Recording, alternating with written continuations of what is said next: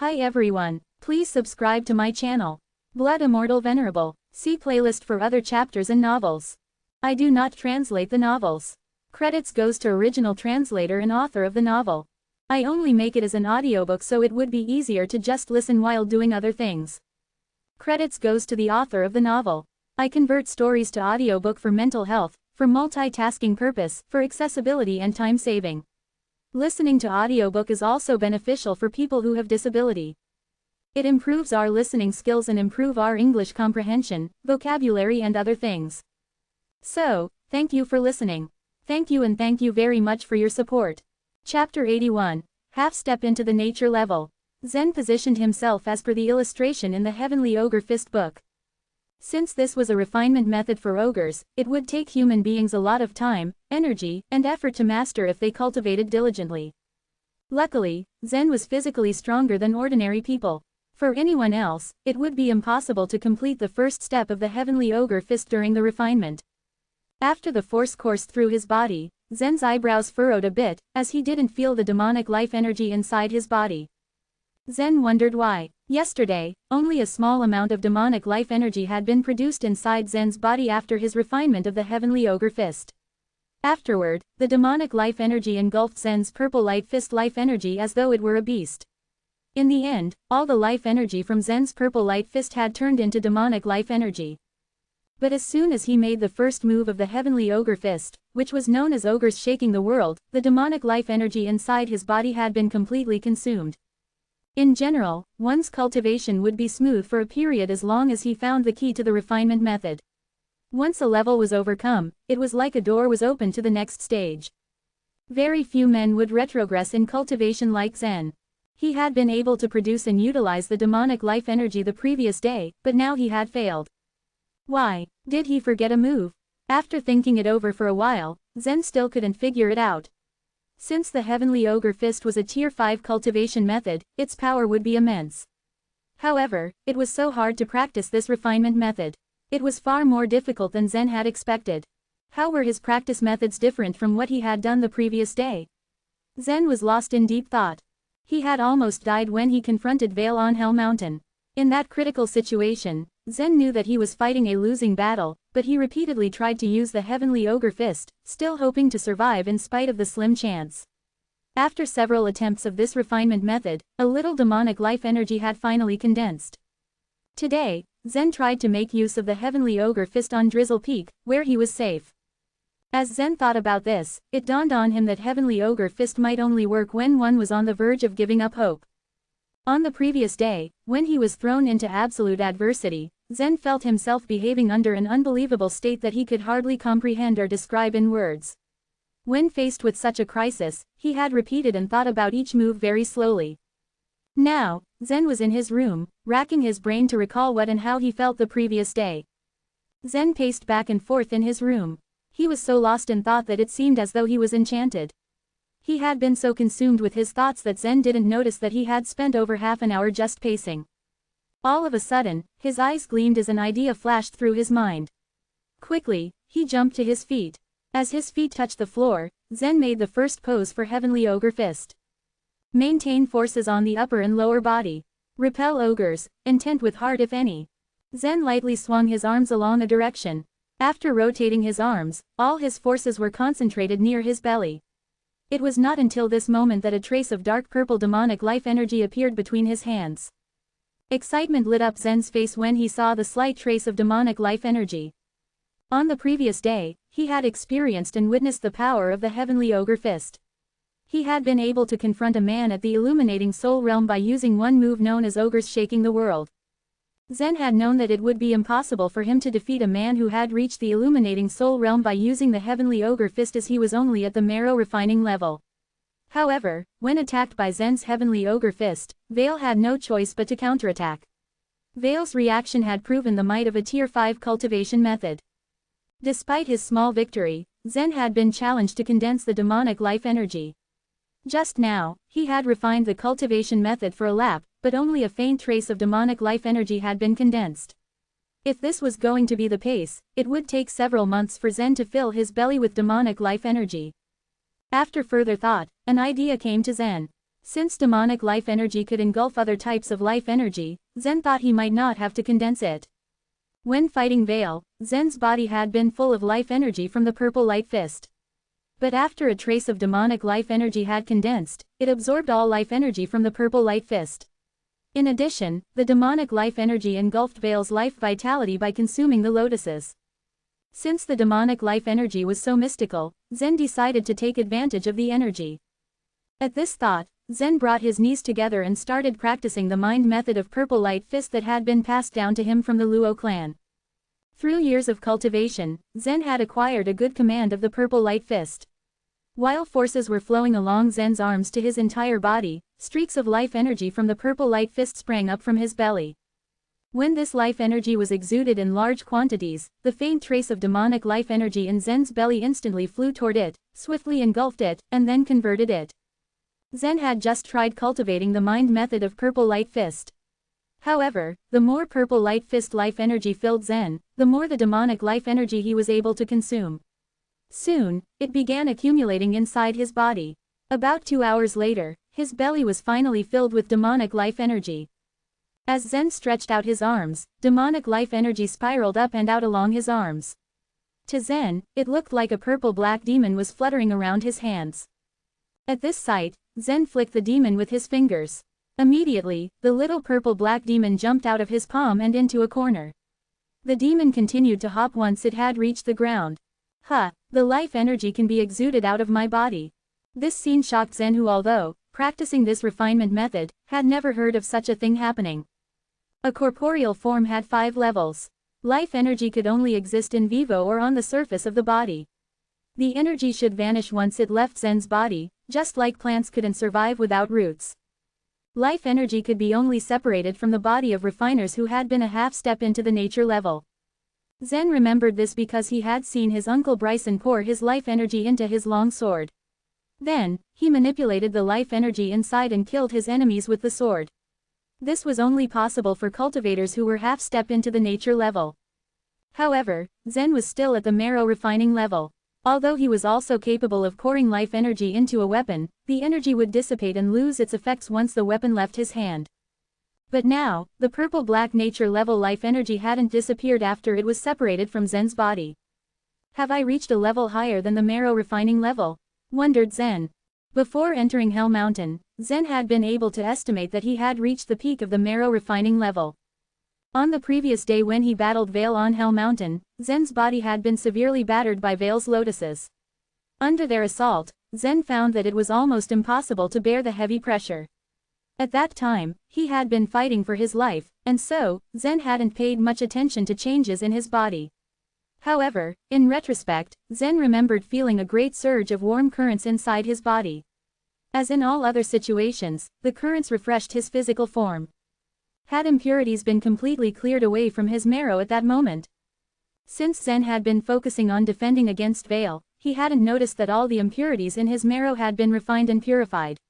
Now, as Zen felt the warm stream of currents inside his body, he concluded that it was highly likely that all impurities had been removed from his marrow. At this thought, Zen examined his body carefully. Once he confirmed his theory, a smile grew on Zen's face. In the heat of the battle with Veil, his marrow had been incomparably purified, and so Zen had upgraded to a cultivator half-step into the nature level.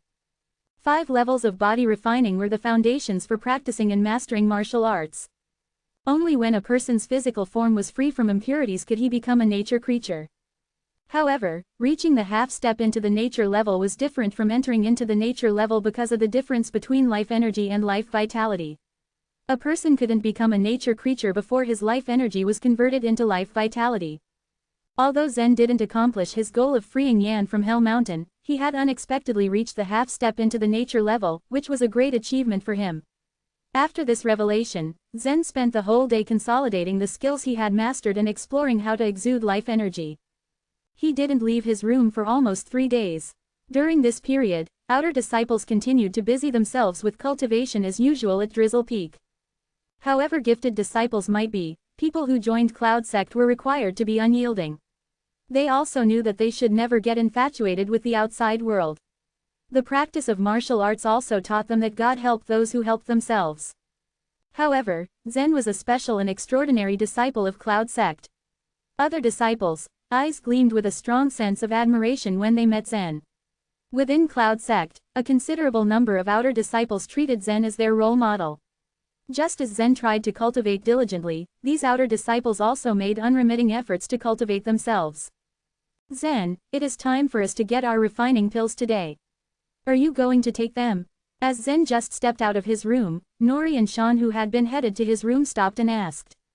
The refining pills were being distributed today. Zen was dazed. He had been so preoccupied with the cultivation that he had forgotten about this. Naturally, disciples of Cloud Sect enjoyed benefits such as refining pills and elixirs, which were distributed to them every month. The type and quantity of such supplies were dependent on the level and status of disciples. Zen nodded. As a member of Cloud Sect, he thought he deserved the supplies reserved for disciples. And so, he walked toward one side of Drizzle Peak with Nori and Sean.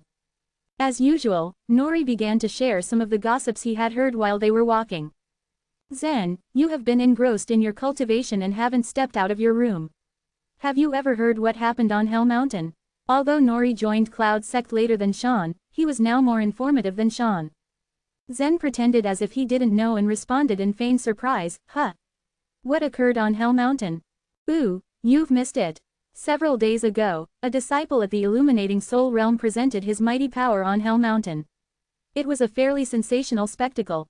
In his show of power, a light column leading to the sky was visible even from Drizzle Peak. While Nori was describing the spectacle, he was so excited that spittle flew from his mouth. Nori spoke with such enthusiasm that it seemed as if he had been present that day on Hell Mountain. Zen was astonished to hear Nori's descriptions. He had been under the impression that cultivators in Hell Mountain couldn't mingle with other people freely. He had never expected that the whole of Cloud Sect would learn of what transpired between him and Vale. But Zen felt relieved and lucky as he could judge from Nori's tone that his friend didn't know the names of the people who had been on Hell Mountain. A top refiner at the Illuminating Soul Realm is really awesome. Zen nodded approvingly. He looked as though he strongly wished to have witnessed the scene. Only after seeing Zen's expression that Sean interrupted and said, top figures at the Illuminating Soul Realm are often seen during our annual large-scale challenges at Cloud Sect in spite of their usually rare presence. It is strange that the top figure at the Illuminating Soul Realm battled an outer disciple who was only at the marrow refining level. Huh, Zen questioned in feigned astonishment, that is incredible. I think that is impossible. Sean responded while shaking his head. Afterward, he added, that was going too far. Do you know what the Illuminating Soul Realm is? A man at the Illuminating Soul Realm can kill a refiner at the marrow refining level only by the overbearing power exuded from the combustion of life vitality. The differences in the power of such refiners are like that of an ant and an elephant. You can't say that for sure. Zen is an exception. He defeated a nature creature even though he was only at the marrow refining level. Apparently, Nori was blindly optimistic about his belief that the weak could defeat the strong. However, Sean, who had been at Cloud Sect for a longer period, understood how huge the gaps were between realms, and so he continued, Nori, perhaps you don't quite understand the Illuminating Soul Realm. As far as we know, the Burning Sky Empire has a vast territory and possesses abundant resources. Its population is as large as hundreds of millions, but how many of them can reach the Illuminating Soul Realm? The gap between the Illuminating Soul Realm and nature level is far wider than you expect. I suggest that you shouldn't take this rumor that seriously. Unlike you, I believe that miracles happen. Do you mean that something like an ant eating an elephant would happen? The two of them argued with each other about the issue all the way. They didn't stop until they arrived at the other side of Drizzle Peak and got their refining pills. Chapter 82, The Blessed Auction House. Several Cloud Sect officials were in a side hall at Drizzle Peak, dispensing elixirs. At that time there were not too many people getting elixirs. Zen, Nori, and Sean showed their disciple cards and were given several pills. These Grade 2 energy gathering pills could enhance the speed at which the human body condensed life energy, making them an ideal aid. Besides, even though they were common within the sect, outside the Cloud Sect, the pills could fetch a reasonable price. After putting the elixirs away, they saw a man walking down from the mountain path, approaching. The man was fat but walked at a fast pace. There was only one such man at Drizzle Peak, and his name was Worth. He was injured in the battle ring a few days before.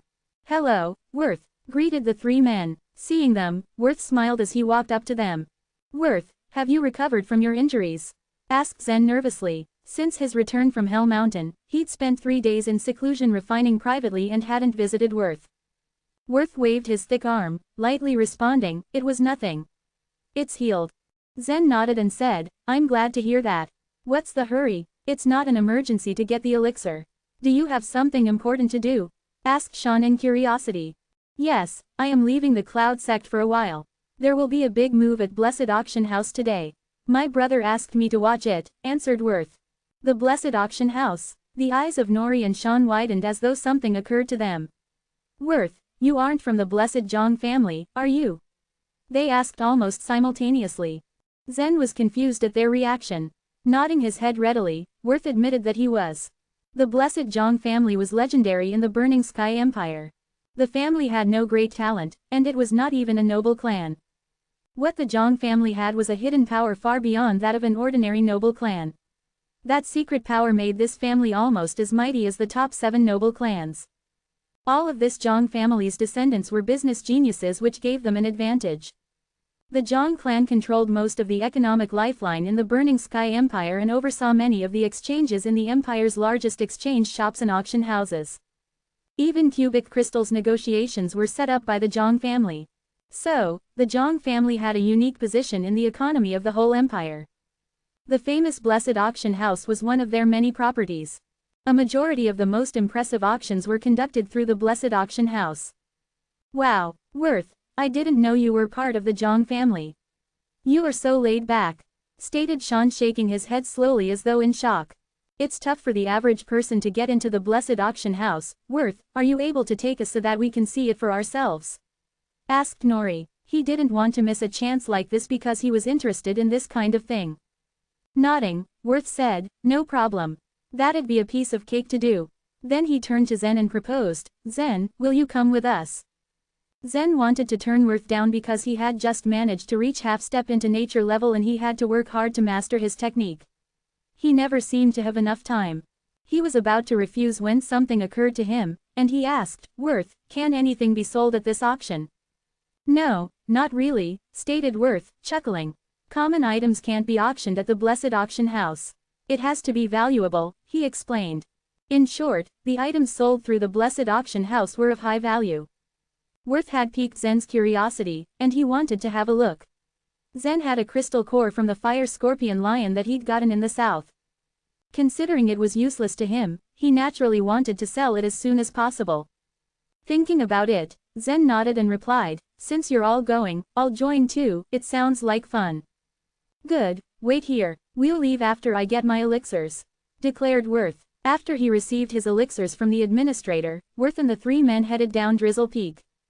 At the bottom of the peak, they entered a Cloud sect pavilion and Worth rented a flying chariot at the cost of cubic crystal.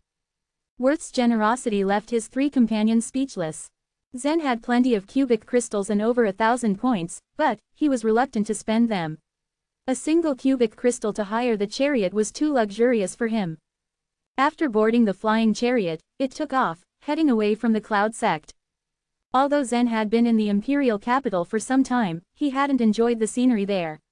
Now as the chariot flew over it, he could see the whole landscape.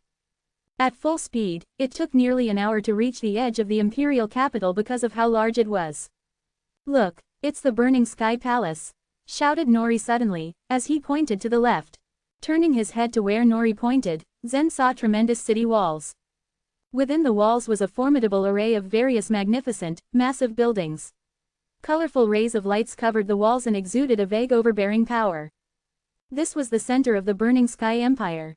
Shortly after they passed the Burning Sky Palace, Worth maneuvered the chariot down and docked in front of a large building. On the front of the building were large gold leaf letters. The letters announced the Blessed Auction House. In addition to Zen and his companions, other flying chariots were continually flying in, stopping nearby. Anyone who could bid at the Blessed Auction House was either rich, honorable, or was nobly born. Naturally, Worth was familiar with his family's auction house, and he led his companions to a door at the side of the auction house. "We're just in time. My brother said today's auction would be excellent," stated Worth over his shoulder as he walked ahead. "Really, what will the grand finale be today?" asked Sean and Nori excitedly. As outer disciples, they couldn't afford to buy anything, but it was still fun to watch. With a mysterious smile and twinkle in his eye, Worth said, "You'll know soon enough." Just as they rounded the side of the building, a snarl came from ahead, "Stop. This is the blessed auction house. There is no admission if you have no business here. Please leave immediately." It was a man who wore a red brocade robe and carried a long stick. Worth calmly stepped forward, took out a token and showed it to the man. At the sight of the token, the man's expression changed and in a nervous manner, he hastened to explain, "I didn't realize you were our young master." "Aye. Acknowledging the man's apology, Worth shook his head, but his voice was cold as he said, "Well, since you did not know, I won't blame you. My friends and I will be going in." "Yes, please, right this way," said the man as he politely ushered the four of them in. The Zhang family was known as the wealthiest family. The man was undoubtedly a servant of the family, but he was at the nature level, which shocked Zen, Nori, and Sean. "Worth, you're always so good-natured at Drizzle Peak, why are you a different person here?" said Zen teasingly as he looked at Worth's grave expression. They weren't used to Worth being so severe because, at the Cloud sect, he was always so jovial. Looking around carefully, Worth made sure no one was nearby before he relaxed his grim expression and smiled. He explained, "I don't have a choice since it's the family motto. The descendants of the Zhang family need to show their majesty in front of others. But I'm not cut out for it." They followed Worth into the sales room. The room was fan-shaped, with seating that went up the terrace. Zen, Nori, and Sean sat in the wing. Having settled his companions, Worth gave them a token, and said, "If you'll excuse me, I have something I need to attend to. You guys sit here and watch." With that Worth walked away. He came today to help his family, so he certainly couldn't remain just sitting there with his friends. Jumping up, Zen followed Worth out. "Hey, Worth, wait up. I have a question. How do I consign an item to your auction house?" asked Zen in a hushed tone. With a look of surprise, Worth asked, "Do you really have something to auction?" It wasn't that Worth scorned Zen. On the contrary, Zen was powerful, his potential was unlimited. Plus he was a man the Zhang family would like to win over and even invest in. But, as an outer disciple, what could he possibly have that was valuable? Nodding and smiling slyly, Zen said, "Yes, I do have an item for sale." "Can I ask, what is it?" asked Worth, curious about what Zen had. Worth knew Zen wasn't one to loosely talk. If his item had no value, he wouldn't bring it for auction. "A crystal core from a fire scorpion lion," replied Zen quietly. The announcement made Worth's chubby face twitch a few times. Every member of the Zhang family had a flair for business, and Worth was no exception. Since he'd been molded from childhood in the family environment, he was highly sensitive to the values that various treasures and rare materials had. When Zen said he had a crystal core from a fire scorpion lion, Worth almost doubted that he'd heard him correctly. The crystal core from a fire scorpion lion had extraordinary uses and was precious to pill and weapon refiners. Apart from that, the most important thing was that the fire scorpion lion was at the brink of extinction. Worth searched his memory, and he recalled the last auction with a crystal core of fire scorpion lion occurred 3 years ago. That crystal core sold for nearly 20,000 cubic crystals, and Worth recalled, it was from a young fire scorpion lion. If Zen really had a crystal core from a fire scorpion lion to auction off, then Worth would inadvertently bring great business for the family.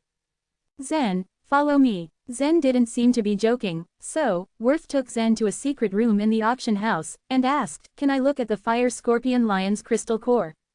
The careful manner that Worth was taking made Zen feel both funny and awkward. Zen knew the crystal core was highly prized and valuable in the Empire, but Worth's performance was overly cautious. Zen put his finger on his space ring, and a moment later the crystal core appeared in his hand, glowing with a fiery sheen. This was a complete, fist-sized crystal core, and obviously from an adult fire scorpion lion. Chapter 83. Too expensive. Worth could not remember how many years it had been since the crystal core of an adult fire scorpion lion had last appeared. After all, he was less than 20 years old, and from his earliest memory of the blessed auction house, they had never auctioned the crystal core of an adult fire scorpion lion. So, Worth was very curious about where Zen got this crystal core of a fire scorpion lion. What was more surprising was that it was from an adult lion. However, he managed to keep his curiosity to himself and did not ask his questions. As a legitimate successor of the blessed Zhang family, he was familiar with the rules of the auction house. The first rule was not to ask about the origin of goods brought by customers. It was taboo in the auction industry. He soon calmed down and acted very professionally. Zen, this crystal core of an adult fire scorpion lion can be auctioned for an excellent price. It is very precious and rare. Do you want to sell it in this auction, or wait for the next? If you wait for the next auction, we, the Blessed Auction House, can help you release some information in advance to attract those who are particularly interested in the crystal core of fire scorpion lion. Then, the price will be higher than it is today, Worth commented. This crystal core was so precious that ordinary people might not be able to afford to buy it. If given some time, the Blessed Auction House could attract those who not only had an interest but could also afford to buy the object during the auction. Then the price would be much higher than now. How about today? I don't mind if we sell it today. Zen decided without hesitation. He was not tempted by the potential of getting a higher price. Worth did not insist when he saw Zen's determination. Instead, he nodded and said, "That's fine. In this auction, we plan to sell some precious refining materials and alchemy materials. And these have already appealed to many old, powerful refiners in the imperial capital. I believe that the crystal core of fire scorpion lion could also fetch a very good price." After reaching this agreement with Zen, Worth led Zen to the back hall of the auction house. Once they had entered the back hall of the auction house, Zen felt a burst of dazzling energy. In the rooms behind each door of the back hall stood nature-level powers. And the stress of these nature creatures tingled Zen's senses. He could feel that they were dangerous. Their strengths were equal to or even stronger than Randall's. And in the center of the back hall, Zen saw that the auction house's staff were carrying bundles of valuable medicine, articles, treasures, and weapons back and forth. Zen glanced at these goods and found that almost all of these items were rare treasures. The value of any of these items perhaps equaled the Luo clan's wealth, which had been accumulated for hundreds of years. "Nestor," Worth shouted after he entered the back hall. On hearing his name being called, an old man who stood not far away put down his work, bowed down and then came toward Worth. When he walked closer, Zen noticed that the old man was slim, and his appearance was shrewd. The old man bowed to Worth and said, "Young master, what can I do for you?" "Where is my brother?" Worth asked. The young master went to the front hall to welcome the guests, Nestor answered. "That's fine. You can help me in his stead. My friend wants to auction an object. Please help him to identify the object and then add it to the auction list. We can combine it to the auction later," Worth instructed the old man before pointing at Zen. Nestor glanced at Zen. He revealed a rather disapproving look when he found that a teenager of 16 or 17 stood before him. Nestor was the chief auctioneer of the Blessed Auction House. He had seen and identified many valuable or rare treasures and could not believe that such a young man could have any special treasure that would need his expertise. Nestor assumed that the young man needed Worth's help as his object could not be very rare. Even though Nestor did not have any interest in helping Zen, he did not want to reject Worth, his young master's orders. As an experienced auctioneer, Nestor soon replaced the disapproval on his face with a professional expression and asked, "Yes, young master. And what does your friend want to auction? May I have a look?" Nestor turned to look at Zen. Zen sensed Nestor's attitude. He did not say anything. Instead, he took out the crystal core of fire scorpion lion from his space ring. He handed it to Nestor as if it were an ordinary object. Unlike Zen's calm demeanor, when Nestor saw the crystal core of fire scorpion lion, his eyes widened. Next second, he narrowed his eyes and started to scrutinize the crystal core. Compared to Worth's reaction, Nestor's reaction was much stronger. After all, Worth was an heir of the family and was not a professional auctioneer. He only had superficial knowledge when it came to evaluating treasures. But Nestor was different. He became the chief auctioneer of the Blessed Auction House after having been in this industry for a lifetime. During this time, he had identified countless treasures of genius, magic weapons, and magical medicines. Hence, he only needed one glance to know the value of the crystal core of fire scorpion lion. It was definitely a priceless and rare treasure. "Nestor, what do you think of this crystal core?" Worth asked. Even though he knew the value of the object, he wanted to confirm with Nestor, the most experienced auctioneer in the Blessed Auction House. "This is the crystal core of an adult fire scorpion lion. This fire scorpion lion would be around 30 feet high and 60 feet long. Such a big fire scorpion lion hasn't appeared for many years. So, this crystal core is valuable enough to be used as the final and best treasure during the auction." Unlike his indifference at the beginning, Nestor was now very excited. His shrewd, little eyes were full of astonishment and happiness. On hearing Nestor's description, Zen admired the man. Nestor had indeed been correct. The height of that fire scorpion lion was exactly like what Nestor had said, about 30 feet. The fact that he could draw such a conclusion only by looking at the crystal core was enough to show that Nestor was experienced and had sharp eyes. What kind of basic price do you think we can set for this crystal core? Worth asked. Nestor laughed loudly and said, as with any exceptional treasure, when it appears in an auction, you never know how many people will rush and fight for it. Especially at this time when the Shira battlefield is about to restart. The clans never feel like they have sufficient good weapons. And the crystal core of Fire Scorpion Lion is a superior material for refining weapons. Based on this information, it is hard to estimate the final price of this crystal core. If we have to set a basic price for it, I think about 30,000 cubic crystals is appropriate. 30,000 cubic crystals. Zen was surprised to hear the price and could not help crying out in astonishment. Zen's reaction took Nestor and Worth by surprise. They looked at each other before Worth turned to Zen and asked, Zen, do you think the basic price is too low? Rest assured, once the auction starts, the final price would be much higher than this number. Zen shook his head and explained, no, Worth, you have misunderstood me. The price is very appropriate. Zen did not think the price was low. Instead, it was much higher than his expectation. Although he knew that the crystal core of Fire Scorpion Lion was very precious, he had never presumed that the price would be this high. The crystal core of a Queen Blade Locust was exchanged for only 1,000 points, which was equal to 2,000 cubic crystals. And he had thought that the crystal core of Fire Scorpion Lion would be valued at a similar price. But the basic price, as he heard, was 15 times higher than that of the Queen Blade Locust. That was totally beyond his calculations. This lack of understanding of how the market worked showed how little experience Zen had. After all, the Blade Locust was known for its rapid reproduction rate. Every year, dozens or hundreds of Queen Blade Locusts were killed at Dragon Fort. And this productivity, of course, lowered the price of the crystal core of a Queen Blade Locust. A Fire Scorpion Lion, however, was not the same. They had been hunted to the verge of extinction throughout the whole eastern region. It was rare to see a Fire Scorpion Lion, not to mention an adult one. And its crystal core had special effects in the refining of weapons or medicines. Thus, the value of these two kinds of crystal cores was very different, and the gap was huge. Hearing that Zen did not reject their proposed basic price, Nestor continued to say, but if we add this to the lot today, we will have two outstanding treasures at this auction. So, I think it would be better to present the crystal core of Fire Scorpion Lion in the next auction, where it will fetch a higher price. Nestor had the same idea as Worth. It would be worthwhile to conduct an auction for this crystal core only. No need to wait for the next auction. My friend thinks that it is okay to combine it in today's auction. Nestor, please put away this crystal core of Fire Scorpion Lion and prepare for the auction later, Worth calmly instructed. Okay, young master, I will do that. Nestor now knew that the timing for the auction of the crystal core was non-negotiable. With a quick shake of his head, Nestor asked an assistant to bring a luxurious box. He then carefully put the crystal core in it and sealed the box.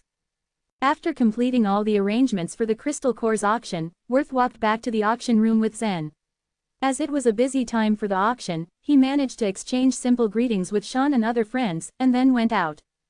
By this time the auction room was full of people and refiners. The participants present were very different. Some of them were individual refiners who had journeyed here alone. Some were from noble clans and had been accompanied by their acquaintances in hopes of sharing information and advice. However, most of them were nature creatures. Judging from their breaths, Zen estimated that the people in the VIP rooms had greater strength. Although those people could cover or suppress their level, Zen still could feel their strength. It was not hard to figure out that these refiners had already exceeded the nature level. Zen did not have much time to look around the auction house. Within a few minutes, Nestor came to the high platform. The people of the imperial capital knew Nestor as the chief auctioneer of the Blessed Auction House. Generally, Nestor only presided over some large auctions. Since Nestor was here, it meant that rare treasures would be auctioned. After a brief introduction, Nestor clapped his hands. Then an assistant came to the stage with a luxurious box in his hands. The assistant carefully put the box on the big table on the stage and left. On seeing that the assistant had exited, Nestor walked to the table and started to introduce the first auction item with a calm tone. Here is the first item for auction today. It is very special. There are 3 pieces of purple epiphyllum. They require a small amount of life vitality and can blossom overnight. The basic price of these 3 pieces of purple epiphyllum is 300 cubic crystals. You can bid at any price higher than that. After completing his short introduction of the first lot, Nestor opened the luxurious box and showed it to the audience. 3 pieces of purple epiphyllum were in the box. At this time, some delicate ladies in the field cried in surprise. They were obviously attracted to these beautiful flowers. Purple epiphyllum, Zen murmured when he heard the name of the flowers. His eyes lit up with the enthusiasm that he felt. He asked around, "This kind of flower can only be used as an ornament, isn't it?" Sean commented, "Yes, it has only ornamental value. The purple epiphyllum is very rare. It is also known as the world's most beautiful flower. And someone once said that if he could see the blossom of this flower just once in his lifetime, it would not be a pity." Nori could not understand this saying and shook his head. Then he said, "The flowers can only be used as an ornament and cannot be used as medicine. Even though they are beautiful, they are still useless. I am afraid that only arrogant and wealthy people from noble clans will buy these to send to their women as presents."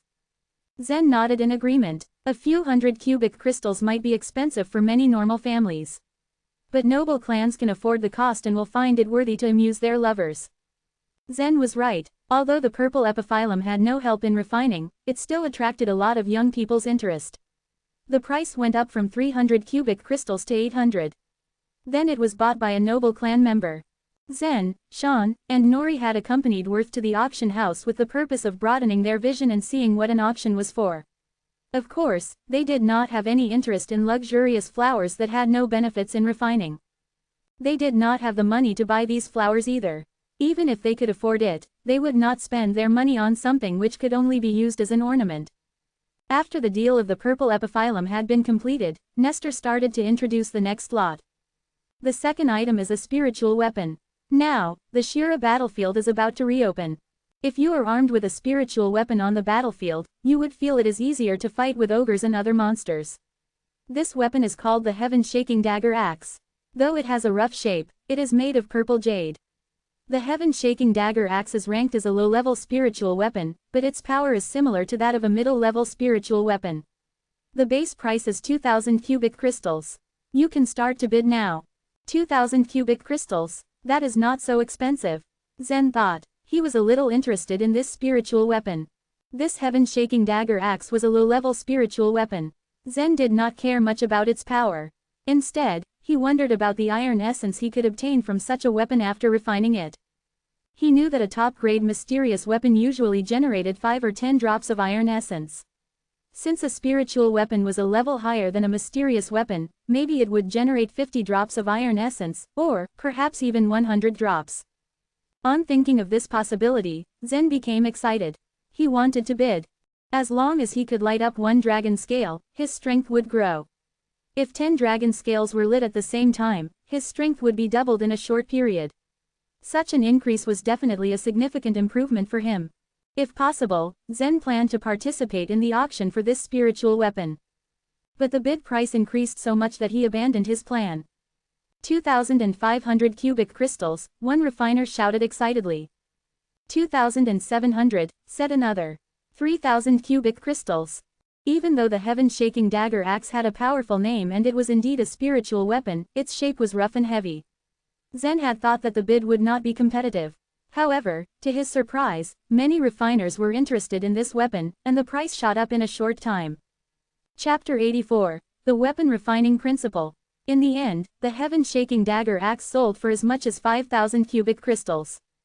Zen curled his lips but did not regret that it had fallen into someone else's hands.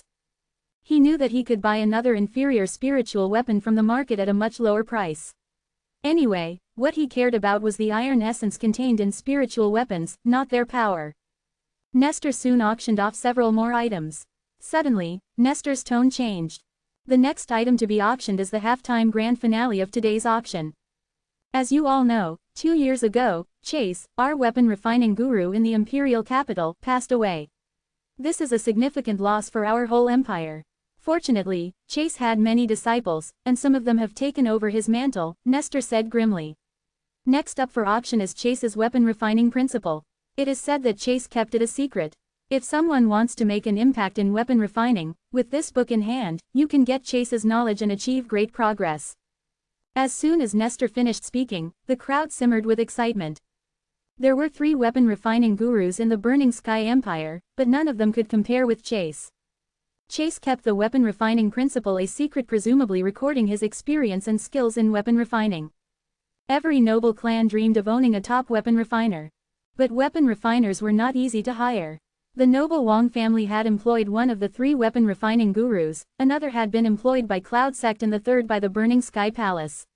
It was hard to hire them, no matter how much the clans offered. Therefore, if a family produced a weapon refining guru, it would benefit the whole family. Everybody knew that even if they got the weapon refining principle, they would not necessarily become a weapon refining guru. After all, Chase had taught many disciples, and so did his disciples, but they all failed to produce a guru. Yet, none of the noble clans were willing to give up this rare chance. The weapon refining principle belonged to our teacher. Please return it to us. It's our teacher's relic. You can't auction it at will. 8 people objected. They were dressed similarly in long red robes with a small furnace embroidered on their chests. Most people in the auction house recognized the furnace on their clothes and knew where they had come from. It turned out that Chase had set up a school, Magical Refining School, which recruited disciples and nurtured them into weapon refiners. The furnace was the emblem of the Magical Refining School. Over the years, although the Magical Refining School had never created a guru in weapon refining, it had trained a lot of weapon refiners. These weapon refiners had tremendous talent, and had been employed by noble clans. They were also a force to be reckoned with in the empire. No one expected the disciples from Magical Refining School to make trouble at the auction house today. How can this book be yours when it is being auctioned at the auction house? How funny. You guys didn't take good care of Chase's belongings. Now it has come here to be auctioned. How dare you prevent the auction? Retorted several noblemen who had wanted to bid for the book. We don't care about that. We only know that the weapon refining principle belonged to our late teacher, and now we are going to get it back. The leader of the group of disciples pointed to Nestor and snarled, "You, blessed auction house, give us back the weapon refining principle." At the moment, Nestor, who was always smiling, simmered in anger.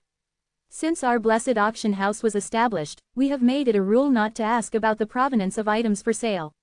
We will auction this book for whoever gave it to us. It is impossible for you to reclaim it. He snarled. The disciples of the Magical Refining School were incensed at what he said, and their leader threatened, "In that case, we shall have to offend your auction house." Then they tried to rush onto the platform and snatch the book.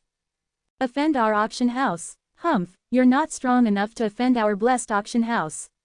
Nestor retorted haughtily. When he waved his hand, 2 men emerged from each side of the platform. Although they were dressed as ordinary guards, no one present dared to look down upon them. They were at the 9th grade of the nature level. With a wink at the 2 men, Nestor ordered curtly, "Teach them a lesson, and throw them out." The 2 guards nodded and like wolves in a flock of sheep, fought the disciples of the Magical Refining School. The 8 disciples were nature creatures, but as weapon refiners, their life vitality was a variety of weapon refining fire. In terms of weapon refining, they were experts. But when it came to fighting, they were no match for the 2 guards. In the twinkling of an eye, the sound of flesh meeting flesh filled the salesroom. The guards had knocked out the disciples with the power of their slap. When the 8 disciples lay on the ground, motionless, many servants entered and carried them out. Soon the site was cleaned up, and order was restored in the salesroom. After that, Nestor placed a casket on the table and solemnly said, "I'm sorry that the auction was rudely interrupted. Now we will proceed with the auctioning of the weapon refining principle. Starting price is 5,000 cubic crystals. Now, bid freely." As soon as he had finished speaking, someone raised the price. 6,000 cubic crystals, said a bored voice. The price went up 1,000 at a time. The crowd looked curiously at the bidder. In one corner sat a young man dressed in silk. He casually leant against a young woman's lap, looking rather tired. When they saw the 8 diagrams embroidered on the chest of the young man's clothes, they realized that the young man was from the Zug family. Some people even recognized that he was Friend Zug, the 3rd young master of the Zug family. Friend was known as the Loony. He was a cunning, devilish, and ill-tempered man. Everyone wondered why he was bidding for the weapon refining principle. Frankly, many people were reluctant to bid against Friend because he was utterly unreasonable. Should he be offended, it would cause considerable trouble for the other party. 6. 100 cubic crystals, shouted an old man. For some people, the weapon refining principle was a must-have. They couldn't make any concession. 7,000. Friend's lazy voice rose again. 8,000. Another person joined in the bidding. 9,000. 12,000. 14,000. The weapon refining principle contained only a few sheets of paper. But its price kept rising during the auction. When its cost climbed to nearly 20,000 cubic crystals, most people gave up. Only the old man, who competed with Friend in the first place, and Friend were still making offers. 20,000. This time, Friend had raised the price by 6,000 cubic crystals. Hearing Friend's offer, the old man winced and shook his head. It was not that he was willing to give up the book, but that he could not afford any more cubic crystals. Not many people in the world could afford 20,000 cubic crystals at one time. Glancing at the old man's dejected look, Friend gave a wry smile. The old man had followed behind Friend's offer like plaster to raise the price, until Friend raised his bid by 6,000. "Anyone else wants to make a higher bid?" inquired Nestor from the platform. "If not, Mr. Zug will win the weapon refining principle." Just then a voice came from one of the wings. "I'll pay 20, 100. The speaker was Zen. He joined the bidding with an astronomical figure, which shocked Sean and Nori. "Zen, are you crazy? Do you have that many cubic crystals?" Nori and Sean whispered anxiously, their foreheads sweating. They had asked Worth to bring them to the auction house today just for fun. The items auctioned were worth at least hundreds or thousands of cubic crystals, which was impossible for an ordinary outer disciple to afford. That was why Nori and Sean were both pretty shaken up when Zen quoted 20, 100. Casual bidding was not allowed at an auction. If a bidder won something in a bid, but could not afford it, the result was no joke. Chapter 85. Heavenly Essence. Zen did not have enough cubic crystals. However, Zen had learned from Worth that if he desired an item, he could join in the bidding. As long as the quoted price was not higher than the cubic crystals he would earn for the crystal core of the fire scorpion lion, Zen could afford to bid. Thus, when Zen saw the weapon refining principle, he bid against Friend even though the other bidders had ceased. 20, 100 cubic crystals. If this had happened before the incident on Hell Mountain, Zen would have been reluctant to spend thousands of cubic crystals buying the weapon refining principle. On the contrary, he would have saved these cubic crystals to exchange for points at Cloud Sect. However, after the battle on Hell Mountain, Zen had realized how large the skill gap was between him and Vale. If he wanted to narrow this difference, Zen had to improve in every aspect. Not just his strength. If Zen could learn how to refine weapons, or even become a master of weapon refining, his request to visit or save Yan might not be denied. Admittedly, there were no guarantees that buying and reading the weapon refining principle would help Zen become a weapon refiner. However, Zen did not have many choices. He had to persist with his plan. Since learning from the weapon refining principle would give him an advantage, Zen was determined to buy it. "Rest assured, Nori and Sean. I have enough cubic crystals," said Zen with a smile. Nori's and Sean's foreheads creased as they wondered how Zen had accumulated tens of thousands of cubic crystals. But when they thought of Zen's cautious personality, they relaxed slightly. Many people darted a curious glance in Zen's direction when they heard him bid against Friend. Astonishment reflected on their faces when they saw that Zen was just a teenager. What surprised them, even more, was that he was only an outer disciple at Cloud Sect. 20,000 cubic crystals was a significant amount of wealth anywhere. The average family could not put up so much money. The boy with a white robe was a half step into the nature level. Did he belong to a noble clan? Some people whispered and speculated about Zen's identity. Friend shot Zen a sideways glance and called out, 21,000. Several leaders within the Zug clan had asked Friend to buy the book at any cost as it contained detailed knowledge of Chase's work. The weapon refining principle also contained Chase's secrets, especially those related to weapon refining. Thus, attaining the weapon refining principle was of utmost importance to the Zug clan. In fact, from Friend's point of view, spending more than 20,000 cubic crystals on a weapon refining handbook was unreasonable, but he had to obey the order. Though he had a calm look, he was furious at Zen for increasing the price.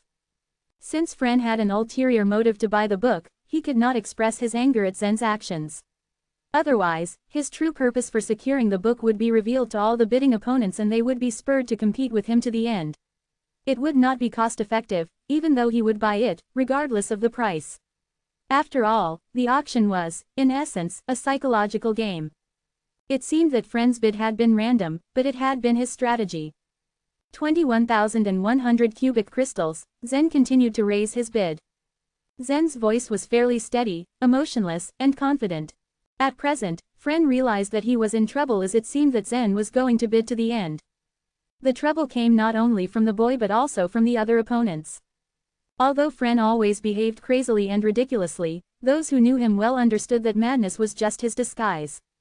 If Friend continued to compete with Zen, the price of the weapon refining principle would rise too high, and it would arouse the interest of other noble clans. That was not what Friend wanted. 21,100 cubic crystals, shouted Nestor. Is there a higher bid?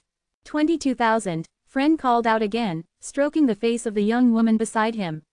Vivian, get that kid to shut up. Vivian stood and nodded in understanding.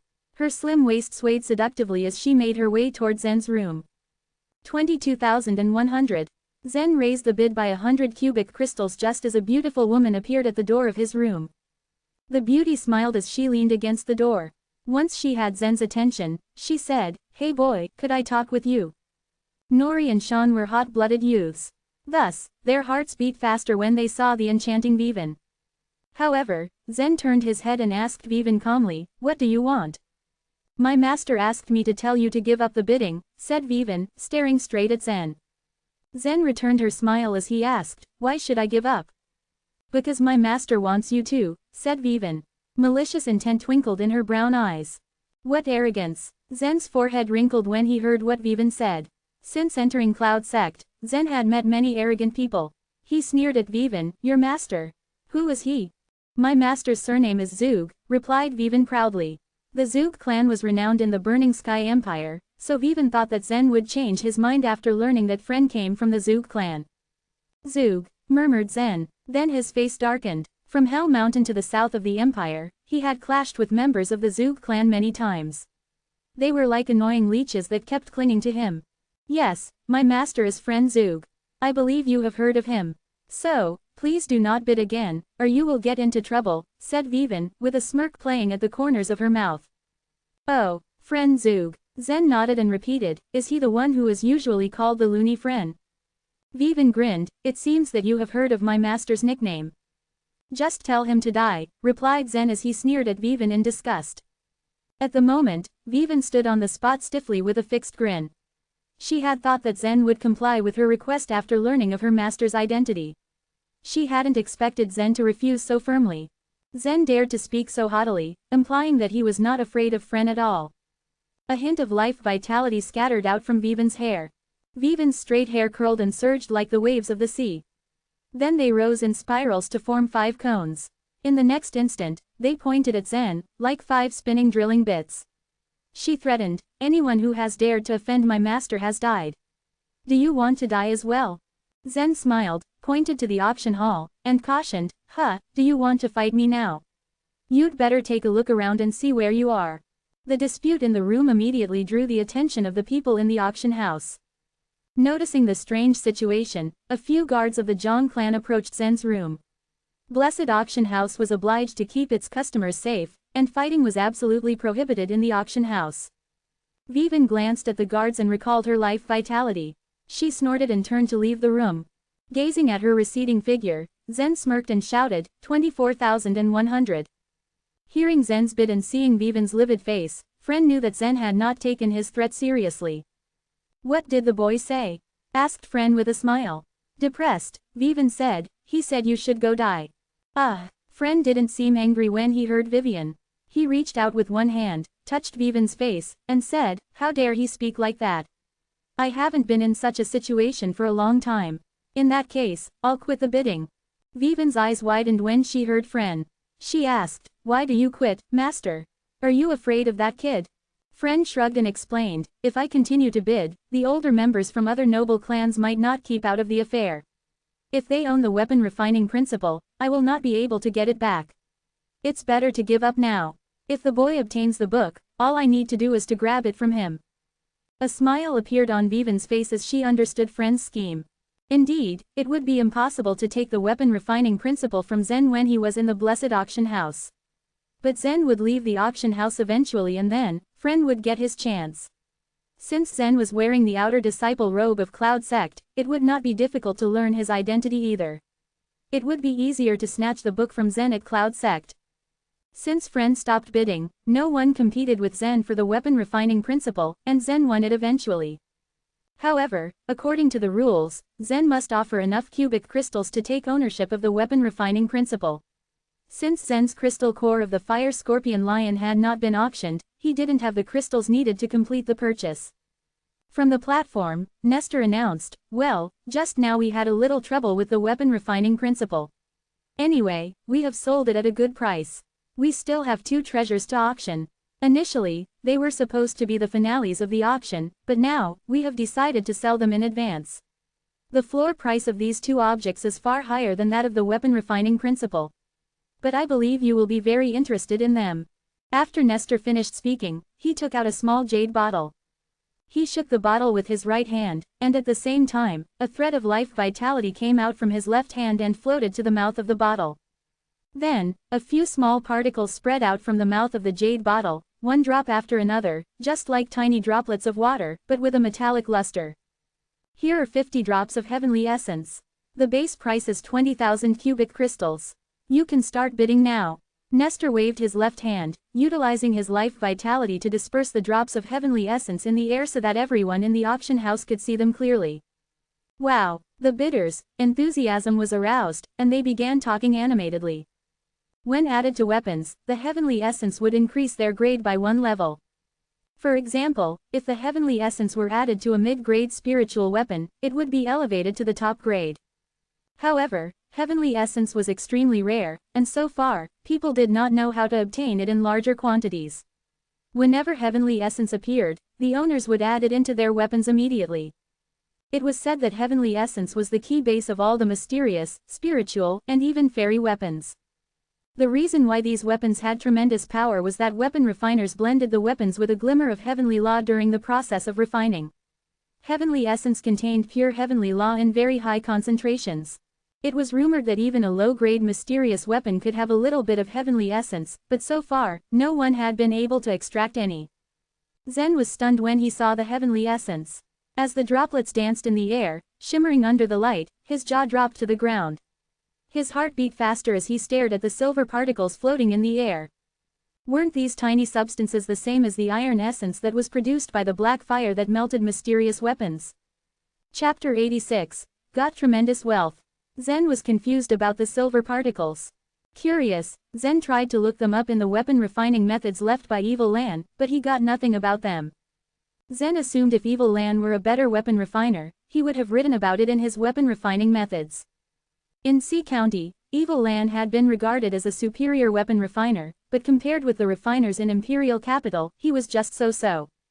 So many people in the auction house desired to get the heavenly essence, which got Zen further perplexed by what it was and its purpose.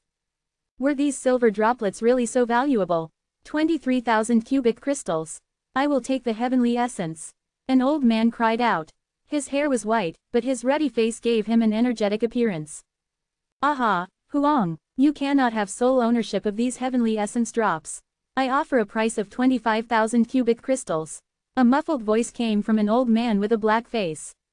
The old man with the ruddy face frowned and said, "Joa you, I shall get the heavenly essence. So don't compete with me today." The 2 men stood and glared at each other, which lent tension to the atmosphere in the auction house. In the room, Nori said, "As to these 2 old men, one's surname is Huang, and the other is Yu, so one must come from the Huang clan, and the other must be from the Yu clan. Both clans enjoy a high reputation in Imperial Capital as they are listed among the 7 prestigious noble clans. Since they are both determined to buy the heavenly essence, you can expect the final price to be unrealistically high." Money wasn't a problem for any member of the top 7 noble clans. The 2 old men seemed to be venerable with high prestige in the noble clans. Thus, they could scramble for the heavenly essence at any cost if they really wanted to do so. However, although the Huang clan and the Yu clan were prominent, other more powerful clans were also present at the auction. Apart from these 2 old men, many people were unwilling to give up the opportunity to acquire the heavenly essence. At that time, Zen gaped at the auction block. What is the heavenly essence? Why is it so valuable? Why do so many people want to get it? Zen asked. Nori laughed and said, I have often considered that you were knowledgeable enough to know everything. But now, you seem somewhat ignorant as you don't know what heavenly essence is.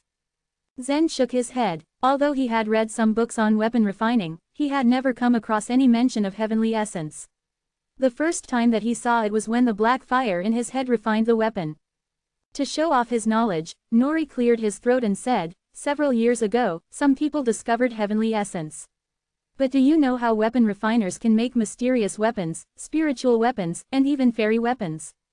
That is because when they are refining, they put some heavenly essence into the weapons. In other words, the more powerful the weapon is, the more heavenly essence it contains. So that was it. Zen seemed to understand. The iron essence Zen had swallowed could be related to heavenly essence. The scales of the cyan dragon mold in his head could be brightened as soon as he swallowed the heavenly essence. There were 5 to 6 droplets of heavenly essence in a good quality mysterious weapon. So to some extent, heavenly essence shouldn't be so valuable. Why did such a little bottle of heavenly essence cost tens of thousands of cubic crystals? What was more, the final price of the transaction seemed to be much higher. Zen questioned. Nori smiled and said, yes, it's true. Normally, all known weapons and even the low-grade ones contain heavenly essence. But no one can extract heavenly essence from any weapon. People have tried all sorts of ways including burning and breaking weapons down. And that is why, once heavenly essence appears, several people will clamor to buy it. And that's why the price goes higher and higher. Since no one can extract it, how come it is here at the auction? Zen asked, pointing at the heavenly essence in Nestor's hand. Nori shrugged his shoulders and said, I don't know. Perhaps some people are lucky enough to find heavenly essence by chance. As Zen learned more about heavenly essence from Nori, the price of the heavenly essence at the auction soared. The basic price had been 20,000 cubic crystals. However, it had now risen to 80,000. More than 100,000 cubic crystals was a significant spend even for a big noble clan. However, the two old men showed no intention of stopping. Instead, they became more determined to bid for the heavenly essence. Furthermore, other people tried to bid with them now and then. Finally, the 50 droplets of heavenly essence were taken by Mr. Huang from the Huang clan at a price of 120,000 cubic crystals. 120,000 cubic crystals could buy 50 droplets of heavenly essence. Zen began thinking. It cost about 100 cubic crystals to buy a top-grade mysterious weapon. Only about 5 droplets of heavenly essence could be extracted from a top-grade mysterious weapon. 10 top-grade mysterious weapons would cost 1,000 cubic crystals. From these, 50 droplets of heavenly essence could be refined. If the cyan dragon could consume the 50 droplets of heavenly essence, 10 dragon scales would be lit up. But if the 50 droplets of heavenly essence were sold, then 100,000 cubic crystals would be earned. For Zen, it would be a harmless transaction, which could bring him tremendous wealth. If everything went smoothly, Zen could possess considerable wealth in a short time, and the cubic crystals could be exchanged for enough points to save Yan. For a moment, Zen was so excited that he was in no mood to pay attention to what was happening at the auction. It was not until Nestor took out the crystal core of the fire scorpion lion did Zen realize that it was time for his object to go under the hammer. The crystal core of the fire scorpion lion was placed for sale after the heavenly essence. That indicated that the crystal core of the fire scorpion lion was much more valuable than the heavenly essence. That was true. The auction room became unusually crowded the moment the crystal core of the fire scorpion lion was brought out. Compared with the heavenly essence, people seemed to be more interested in the crystal core of the fire scorpion lion. After all, there had been no mature crystal core of the fire scorpion lion for many years in the market. However, the final hammer price of the crystal core of the fire scorpion lion was a little disappointing for Zen. Although it sold for 70,000 cubic crystals, which was higher than the basic price Nestor had quoted, the crystal core of the fire scorpion lion was sold at a rate much cheaper than the heavenly essence. That was because the Huang clan had bought the heavenly essence, and Mr. Huang had already spent a significant amount on the heavenly essence. So he didn't bid for the crystal core of the fire scorpion lion. Mr. Yu from the Yu clan had bought the crystal core of the fire scorpion lion. 70,000 cubic crystals is enough. Deducting the commission given to the blessed auction house and the cost of the book, weapon refining principle, I can get about 40,000 cubic crystals, and more importantly, I have learned the function of the heavenly essence. As Zen was thinking about that, the auction at the Blessed Auction House ended. And the people there began to leave quickly. The only people still at the auction house were the ones who stayed to change their money into the goods for which they had bid. When Zen just stood, he saw a young man dressed in silk walking toward him with a smile. Beside the young man was the charming woman who had visited Zen in his room. Zen understood that the man was Fren, who was always ready to trouble him and had even tried to hire people to kill him. Fren gestured at Zen and then grinned wickedly. Without any fear, Zen pointed at Fren and sneered. Tit for tat. The people who saw this scene could only sigh silently. If the two men were at the same level, their hostility toward each other could be regarded as tit for tat. However, the man in the room was only a half step into the nature level. What made him so arrogant? He dared to confront Fren. Was he crazy? Or did he have a powerful backer? Somehow, Fren was a little confused. This was supposed to be his first time meeting Zen. Even if Fren was being unreasonable, why did Zen think he could do the same? After all, Fren was more powerful than Zen. Fren couldn't figure it out. At that moment, a servant dressed in the uniform of Fren's clan came up. I asked you to investigate. Did you get the result? Fren asked. My young master, the boy's name is Zen Luo. Chapter 87. So insane. Zen Luo, so it is him. Fren was very impressed with this name. As per his memory, this guy knocked his brother, Chad, out of the blooded test. After being eliminated from the blooded test, Chad begged him to get rid of Zen Luo. Since Fren wouldn't deal with a weak opponent who was at the organ refining level personally, he commanded Thomas, a loyal servant, to be in charge of that. It was beyond Fren's expectation that Thomas would fail. Instead, he was taught a lesson by Zen, and he complained tearfully upon his return. By that time, to Fren, Zen was just like a clown who was beneath his notice. He wouldn't bother spending more time dealing with Zen. It wasn't until Liam from Drizzle Peak came to him that Fren sent White Fiend and Black Fiend to the south to kill Zen. He never thought that Liam, White Fiend and Black Fiend would die in the south. A few days later, Zen was at the auction house and making trouble for Fren. Thinking of this, the smile on Fren's face became more intense. He followed the aisle of the auction house and sauntered toward the wing. Many people in the auction house saw this scene. Suddenly they were filled with apprehension. Fren was notorious in the imperial capital. He was crazy, arrogant, and not afraid of anything. If he caused mischief here, the Zhang clan would be in trouble. At this moment, Worth headed toward Zen's room with his people. Zhang's servants had reported to him about the dispute between Zen and Fren. And Worth knew that Zen had previously quarreled with Fren's servant and offended Fren at Drizzle Peak. That was why he gathered his people and rushed over. He took the initiative to stop in front of Fren. Fren greeted Worth with a big smile on his face as usual. No one would slap Worth, as it was very hard to be angry when Worth smiled. Fren tapped his fingers on his head as though he was thinking. He pretended that he needed time to figure out the identity of the man in front of him. And then he pointed to Worth and asked, "You are the second child of the Zhang clan. Is Wick your elder brother?" Worth nodded and answered, "Yes, my brother is walking the guests out. He is not available right now." Just as Worth finished, Fren suddenly stepped forward and embraced Worth's fat body tightly. The people in the auction house were stunned for a while. Even the two guards who followed Worth blushed with embarrassment. They didn't know how to deal with such a situation. They were bound to protect Worth, but they feared Fren. They didn't know if they should separate the two noble clansmen. So they consoled themselves by thinking that Fren did not want to hurt Worth. After all, it was a sudden hug. Their master should be fine. It was said that Fren was flaky. In fact, that was true. Otherwise, his nickname, Fren the Loony, would be unfounded. Fren did not do anything out of the ordinary to Worth. He just patted Worth on the shoulder and whispered into Worth's ear, "Take it easy. I am not looking for a fight in your territory for the sake of your family and your brother. But there is something that I want to say to the little guy up there. Could you please step aside?" Worth's forehead was sweaty. He knew of Fren's reputation and power. There was a very real possibility that Worth would die if Fren used a little strength. He became apprehensive and could do nothing except nod stiffly and step aside. After all, Fren had asked politely. Then Fren released Worth and patted him on the shoulder again. He bypassed Worth and continued to walk toward the room. Soon, he reached Zen. Zen stayed on guard. His demonic life energy started to surge inside him slowly. Then it began spreading along the muscles and vessels in his body. Soon it gained momentum and Zen felt ready to fight. "You are Zen Luo?" asked Fren with a smile as he stopped in front of Zen.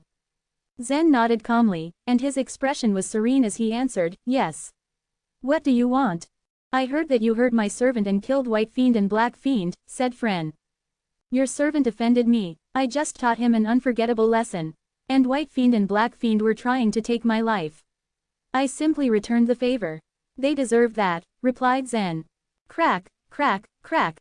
Fren clapped his hands. Since most people had left the auction house and the rest were silently watching the situation, Fren's claps sounded harsher, and the scene became weirder.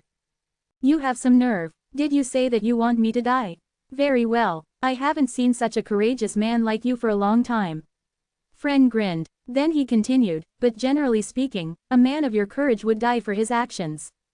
Fren's favorite attack method was to exert pressure on his opponent in spirit so that he could mercilessly torture his opponent. According to Fren's research, Zen was a low-born commoner with no strong background. And Fren had already thought of 1,000 different ways to kill him. But compared with inflicting physical injury on his opponent, Fren preferred spiritual torment. This was Fren's usual technique. "Oh, really?" said Zen as his lips lifted into a sneer.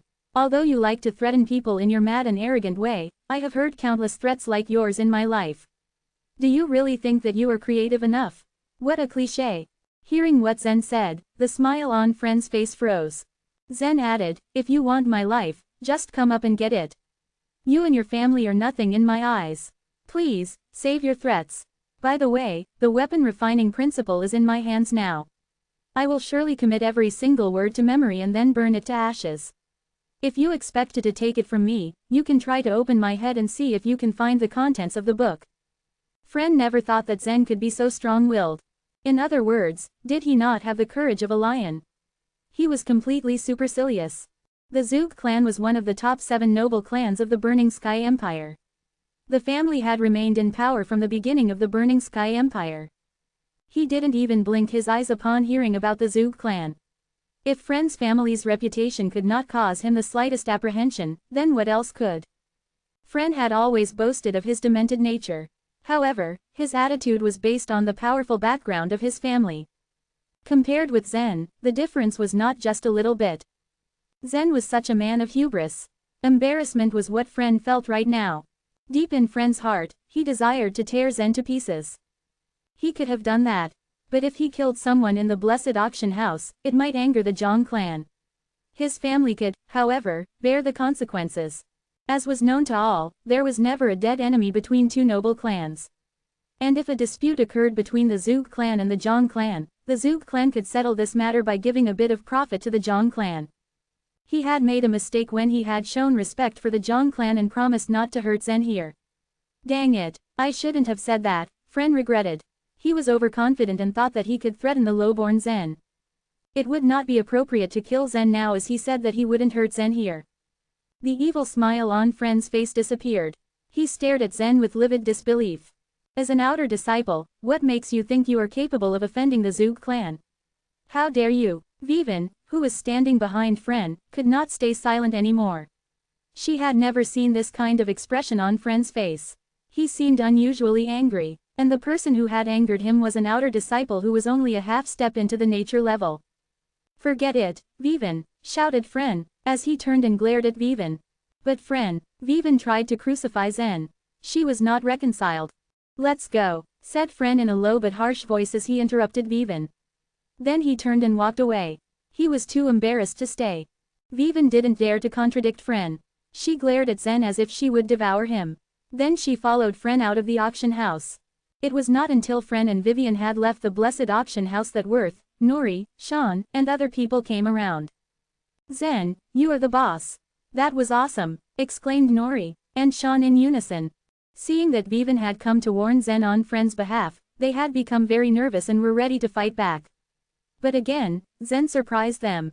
He was even more arrogant. Despite Fren's family background, Zen had treated Fren any way that pleased him. He told Fren to die. And now he had embarrassed Fren. Zen was really brave. Worth said with a huge grin, "I have never seen Fren be humiliated before. He's the one who bullies people. Zen, you are the first one to bully him." Worth never showed off. As a member of the Zhang clan, his knowledge and information were much more profound than Nori's and Shan's.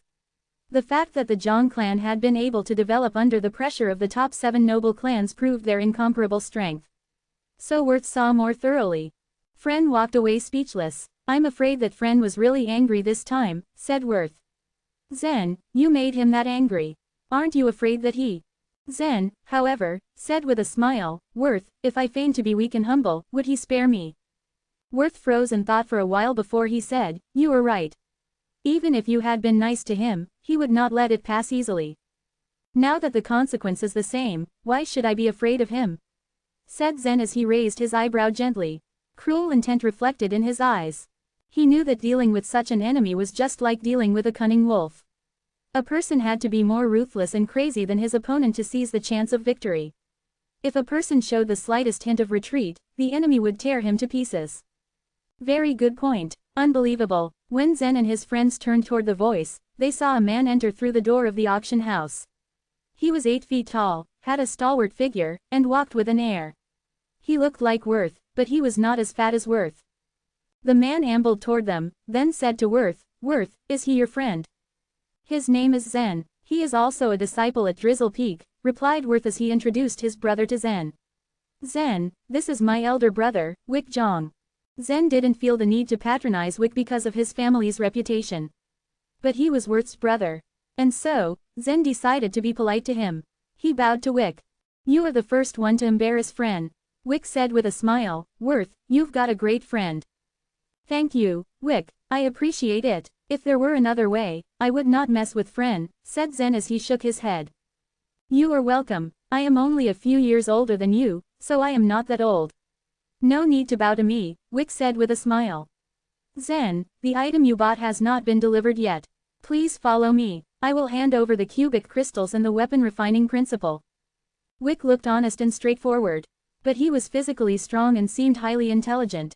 Although he admired Zen for what he did to Fren today, he did not speak much about it. Zen was Worth's friend. However, it was unrealistic to support Zen against Fren. He needed to keep his family's interests in mind first. The Zhang clan was running family business, not charity. It would be a significant loss if Wick also supported Zen. But as members of the Zhang clan, Worth and Wick were extraordinarily wise. They were very optimistic about Zen's future. If Zen were capable of beating Fren, his future would be bright. And they would be happy to see that. Chapter 88. The Golden Wind Restaurant.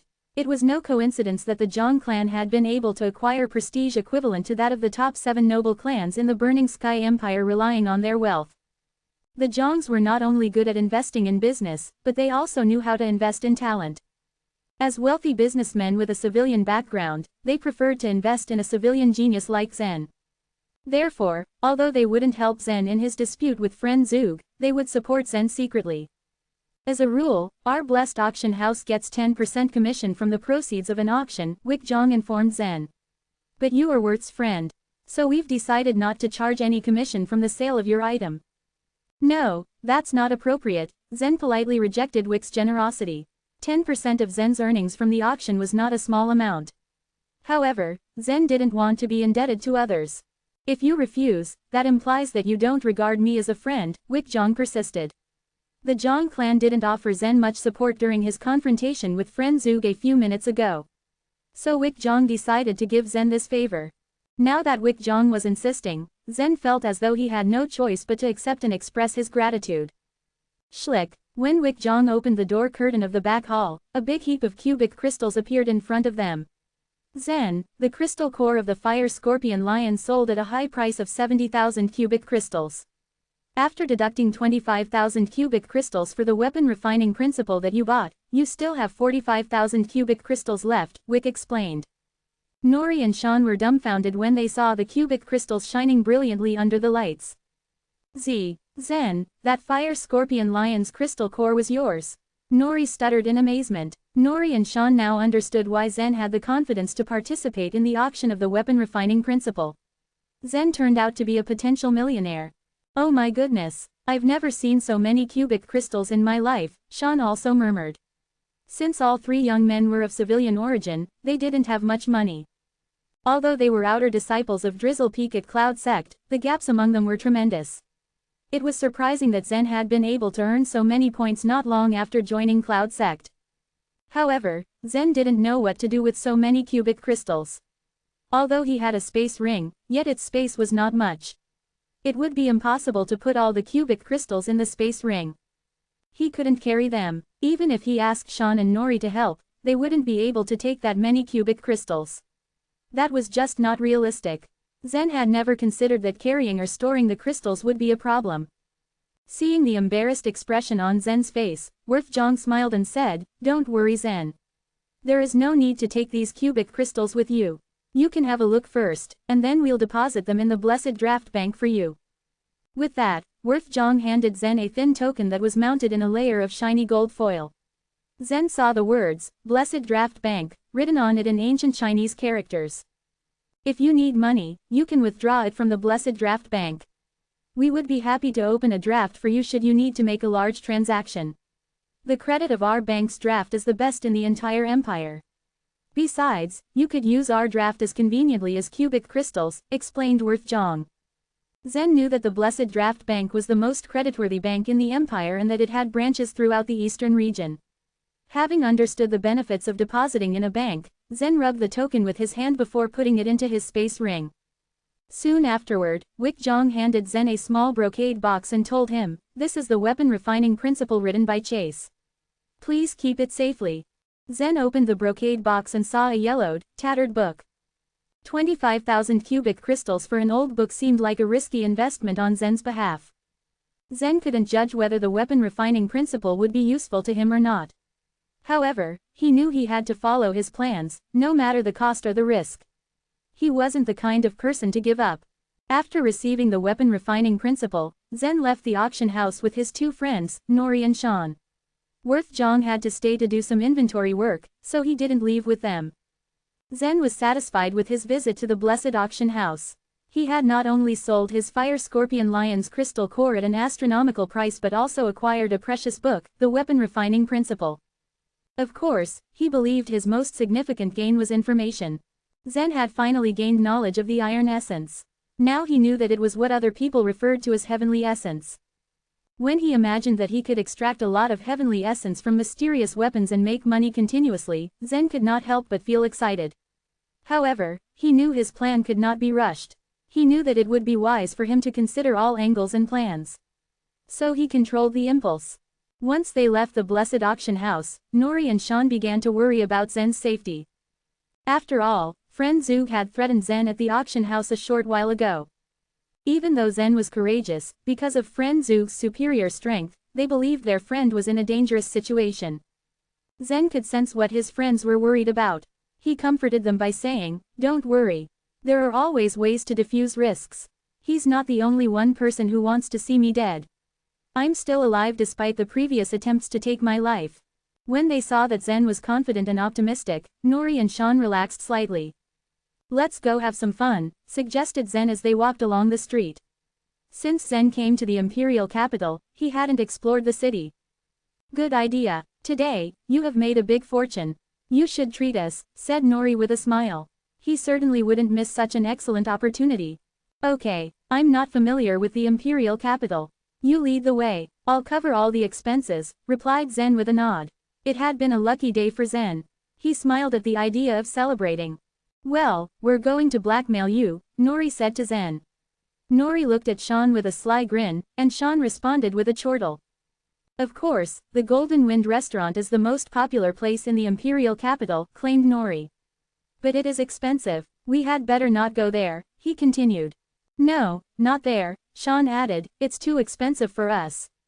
Saying this, Sean shook his head in feigned helplessness. Knowing that they were playing tricks with him, Zen pointed at them and said with a smile, "If you want to go, just say so. Are you afraid that I can't afford it?" "That's what we were waiting for, Zen." They laughed happily. "Let's go now," Nori urged as he led the way. As they walked through the street, Zen felt the prosperity of the imperial capital. The sights and sounds he came across were hard to describe. The streets were busy, and the buildings were magnificent. After a long walk, the three young men stopped in front of a green building. The sign with bold characters said Golden Wind Restaurant. Is the entire building made of jade? Zen looked up and asked. He was astonished by the luxurious and exquisite workmanship of the Golden Wind restaurant. Nori chuckled and answered, "Jade is soft. How can it be used to build a building?" "But, look at this," said Zen in confusion. Although Zen was a young master born in a wealthy family in C County, he did look a little simple when facing the opulence in the imperial capital. "The building is covered in a layer of jade. It's a common misconception that the whole building is made of jade," explained Nori. "I see," Zen nodded. "Even so, the Golden Wind restaurant is an ingenious work." Then they climbed the emerald stairs and entered the restaurant.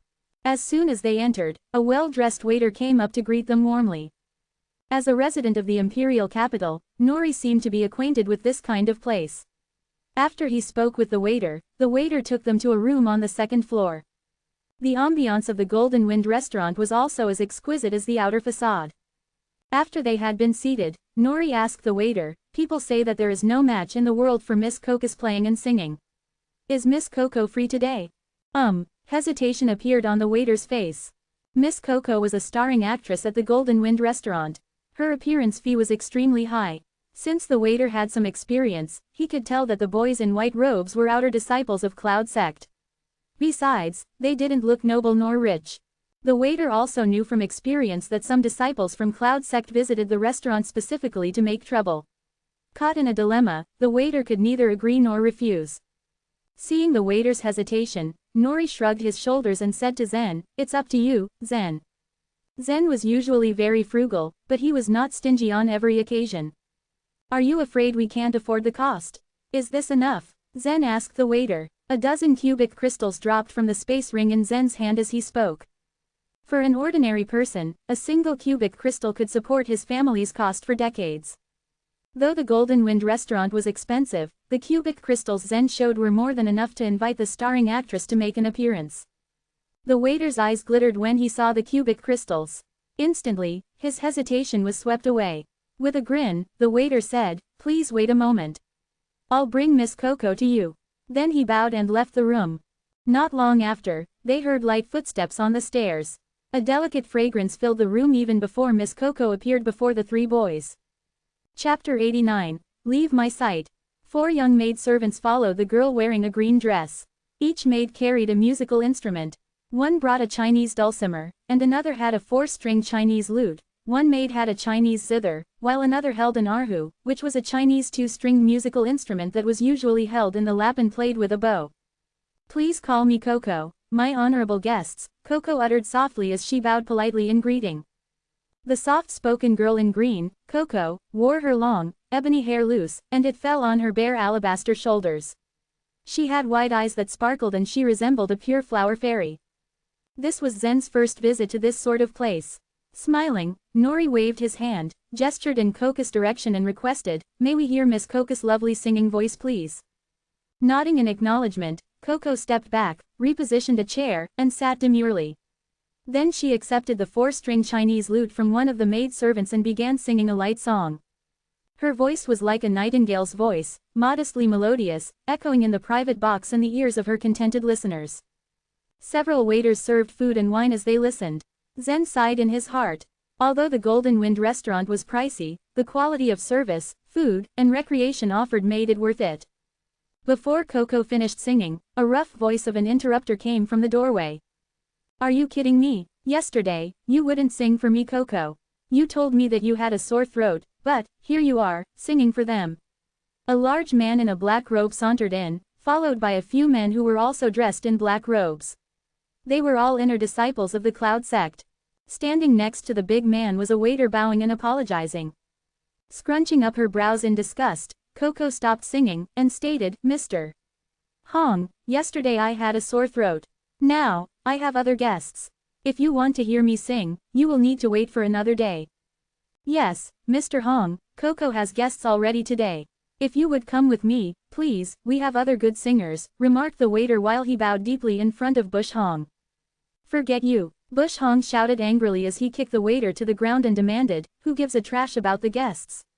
I am a guest too, and I demand that Coco sings for me, now," roared Bush, while glaring at Zen and the other guests. As he noted they were all wearing white robes, he sneered, "They are only a few outer disciples." He paused briefly and said to Zen and the others, "You guys don't mind if Coco sings for me, right?" No one enjoyed losing face in such a public way. Nori and Sean frowned. They didn't want to give in, but these were the Cloud Sect inner disciples. Regardless of which peak they were in, Nori and Sean didn't think they could beat them. Zen poured a goblet of wine and sipped it, slowly. The wine was delicate with an enjoyable taste. After finishing his glass, Zen declared, "Don't you know the order? We were here first, and you were second. Therefore, if you want to hear Coco sing, you will have to choose another day." Originally, Bush and his fellow inner disciples thought the outer disciples would be pliant. After all, the outer disciples always gave in to the inner disciples. Zen's reaction shocked them. Guffawing, Bush retorted, "You were here first. That's trash. How about you talk to my fist about who was here first?" Zen scowled, pointed to the door and commanded, "It looks like there is nothing to discuss, so, get out of my sight." Get out. Bush and his fellow disciples were astounded and doubted their hearing. Why was this outer disciple daring to be so arrogant to inner disciples? "Boy, you're in trouble now," stated Bush coldly while cracking his knuckles as though he would use his fists, and then life vitality was unleashed from his navel. The overwhelming amount of energy was so significant that it lifted Coco's hair. "Oh, am I? You are the second person to threaten me today, but you are garbage compared to the first one," said Zen sneering. He haphazardly tossed his goblet on the table, and as it spun on the table, Zen vacated his seat. No one saw Zen move, and he was in front of Bush before anyone saw him. Smack! The sound of Zen's hand as he slapped Bush across the face reverberated in the room. It took a moment before Bush realized that he'd been slapped. His face flushed in anger, and he moved to retaliate. Smack! Came the sound and sting as Zen slapped Bush again. "What? I'm going to kill you!" cried Bush. Slap! A third slap stopped Bush's words in his throat. Behind Bush, the inner disciples were poised to jump into the fight. Before any of them could unleash their life vitality, they were each punched in the chest. While Zen's punch seemed weak, it was, in fact, mighty because Zen used demonic life energy. Flying backward, the wind knocked out of the guys, and they slammed into the delicate second-floor guard-rail before crashing to the floor in the hall. With a blast of air, Zen was in front of Bush once again. Bush was dazed and unaware that his comrades were outside the room on the floor. He exploded, "Beat him, brothers! Tear these outer disciples to shreds!" Zen, Nori, and Sean smiled mockingly at Bush. When there was no movement, Bush looked behind him. When he saw his posse was gone, his face darkened, and he finally realized that he'd run into a tough character. Clearly, he was a bit late in realizing. "Do you need assistance to leave, or can you find the exit on your own?" asked Zen in an icy voice. But, you, stammered Bush. Thud. Came the sound of Zen's foot slamming into Bush's. The impact threw Bush back and down the stairs. Sitting back down, Zen went to pour some wine, but the waiter snatched up the decanter and poured the wine, as he hastily said, "Sir, please, allow me, this is my job, here you go." Other employees of the Golden Wind restaurant were happy that Zen beat Bush and his colleagues.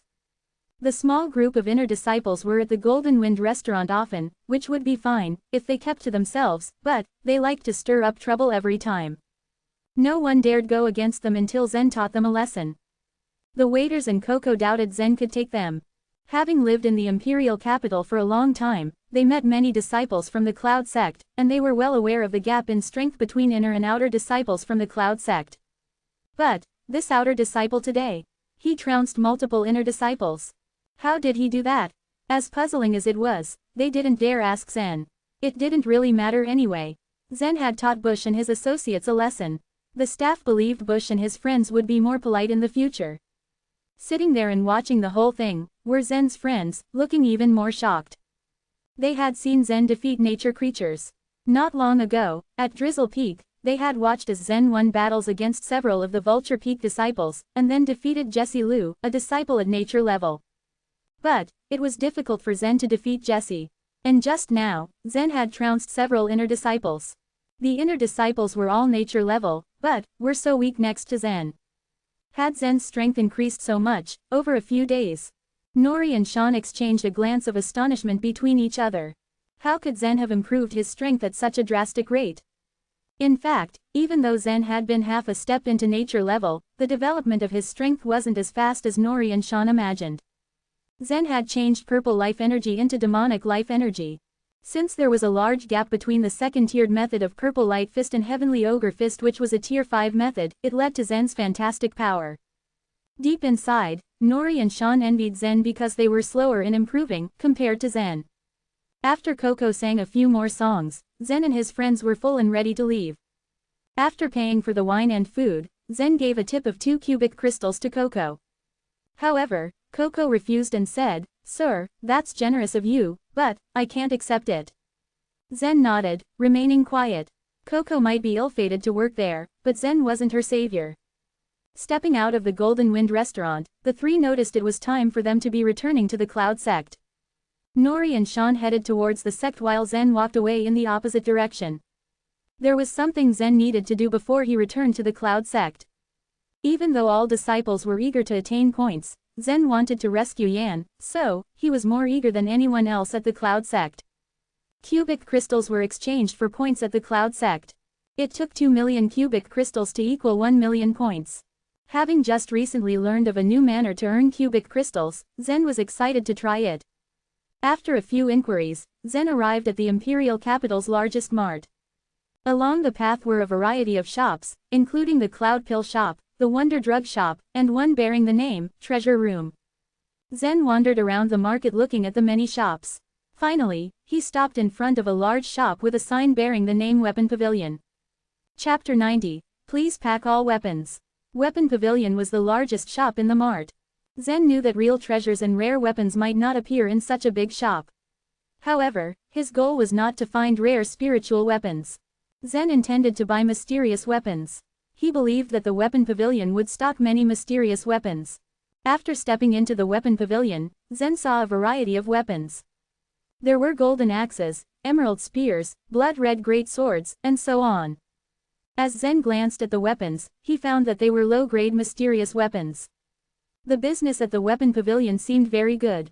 Many people shuttled in and out, and dozens of waiters wearing yellow coats were busy greeting customers.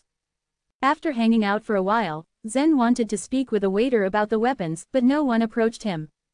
Perhaps the reason for this strange behavior was that the waiters saw Zen wearing a white robe, which was characteristic of a Cloud sect outer disciple.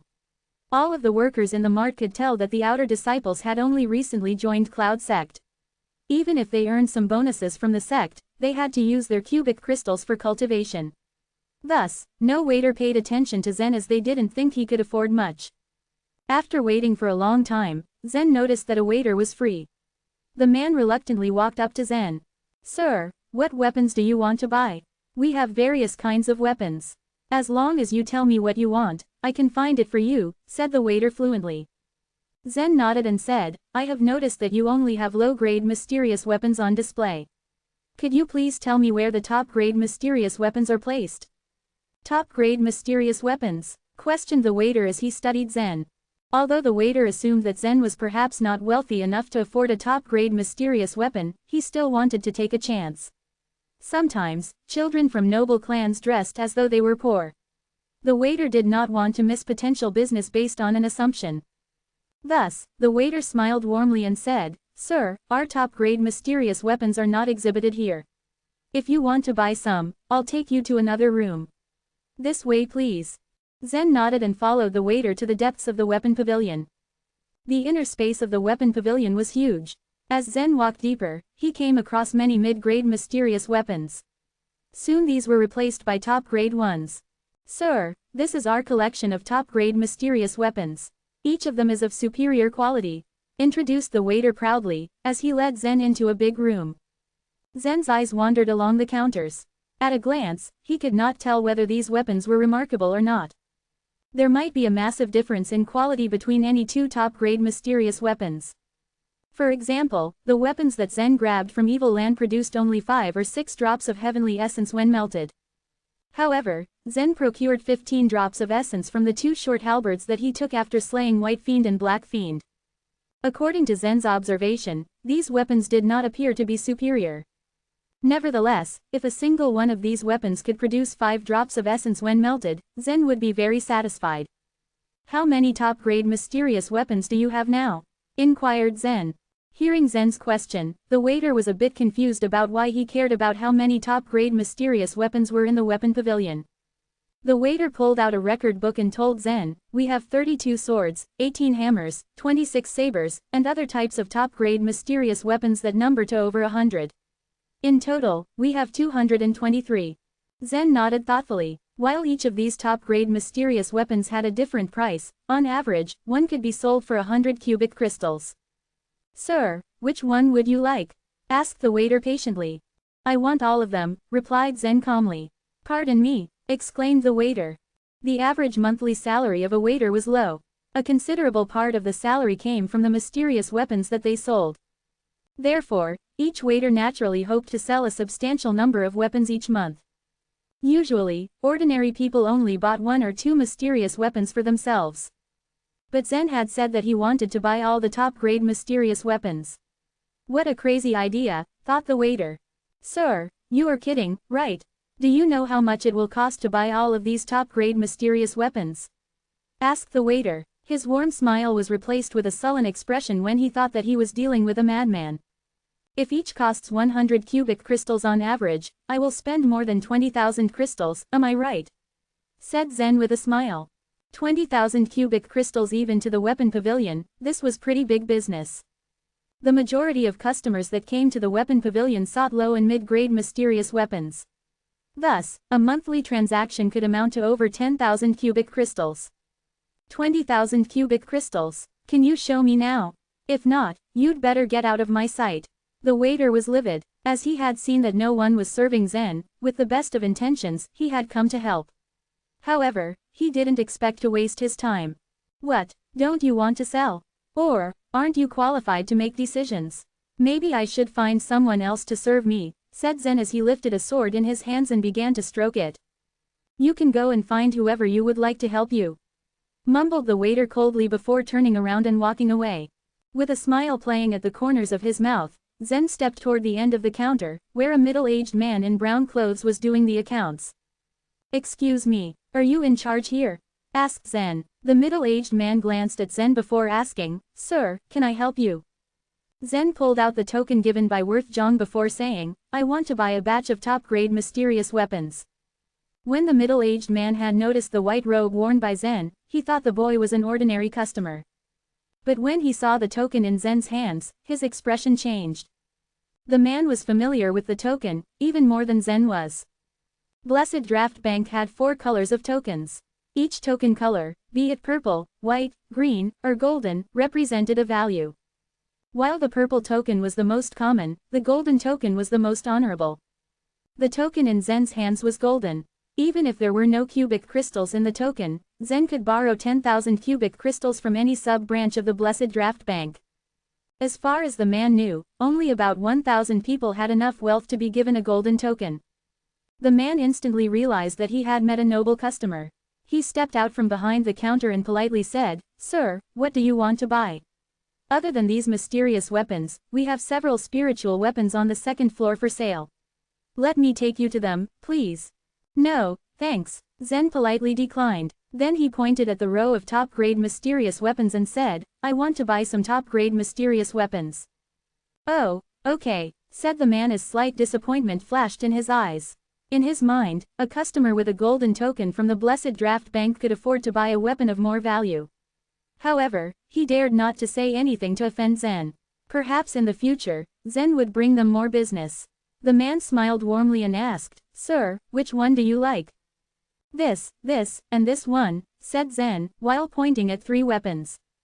"You want these 3? Okay, I'll get someone to pack them for you, sir," said the middle-aged man. "Not yet. Aside from these 3, I want to buy the other 220 weapons that you have in stock. Please pack them all," said Zen with a quick smile. Quote. The middle-aged man stood rooted to the spot. Zen's request was so unusual that he was rendered speechless. As a shopkeeper in the weapon pavilion for so many years, he had served all kinds of customers. However, this was the first time that he met a crazy boy who was spending money like water. "You're not kidding, are you?" the middle-aged man asked cautiously. If he had not seen Zen's golden token from the Blessed Draft Bank, he would have instructed someone to drive Zen out. The shopkeeper knew that Zen was able to buy all the weapons. I am not joking. Now that I am buying so many weapons at one time, will you give me a discount? Asked Zen. Discount? Of course, I'll give you a discount, said the shopkeeper with excitement. Now, the shopkeeper was convinced that Zen intended to buy 220 top-grade mysterious weapons, though he didn't know why Zen was buying so many weapons. Guys, get over here. The middle-aged shopkeeper ordered the waiters. Once 8 waiters had gathered around, the shopkeeper said, wrap all these top-grade mysterious weapons for our exalted guest. Hearing the shopkeeper's order, the waiters began to take the weapons out of the showcases. The previous waiter who had served Zen was stunned. His eyes widened when he heard the shopkeeper's command. At the moment, he was genuinely remorseful. He had thought Zen was a madman who had deliberately annoyed him. He didn't expect that Zen really wanted to buy all the top-grade mysterious weapons. To a large extent, his salary depended on the sales of mysterious weapons. The commission for selling a top-grade mysterious weapon was equivalent to several months' salary. If he had taken Zen seriously, he would not have to work for the rest of his life. But what had been the waiter's attitude toward Zen? Thinking of his stupid behavior, the waiter could only silently curse himself. Chapter 91, Melting. More than 200 mysterious weapons were aligned in order. The middle-aged shopkeeper carried a gold-plated abacus in one hand. With the other hand, he fiddled with the beads. Aside from the rather loud clacking noise from the beads, no other sound could be heard in the room. At the end of his counting, he said, there are 220 mysterious weapons, and each has a different cost. The total cost of your purchase is 22,000 cubic crystals. Soon after getting the result of the calculations, the shopkeeper looked at Zen with a smile and said, since you have purchased such an enormous number of mysterious weapons, Weapon Pavilion will be happy to give you a discount of 10%. By rounding off the calculated amount to the nearest integer, we only need you to pay for the weapons with 20,000 cubic crystals. May I know if you accept the price? The shopkeeper had agreed to sell the mysterious weapons at a lower cost. Zen thought the 10% discount was acceptable, so he nodded in agreement. Shortly after that, Zen walked out of the weapon pavilion accompanied by the middle-aged shopkeeper.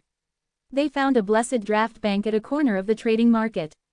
As Zen entered the blessed draft bank, the bank's employees showed indifference to him. But as soon as Zen took his golden token out, the staff's attitude toward him changed.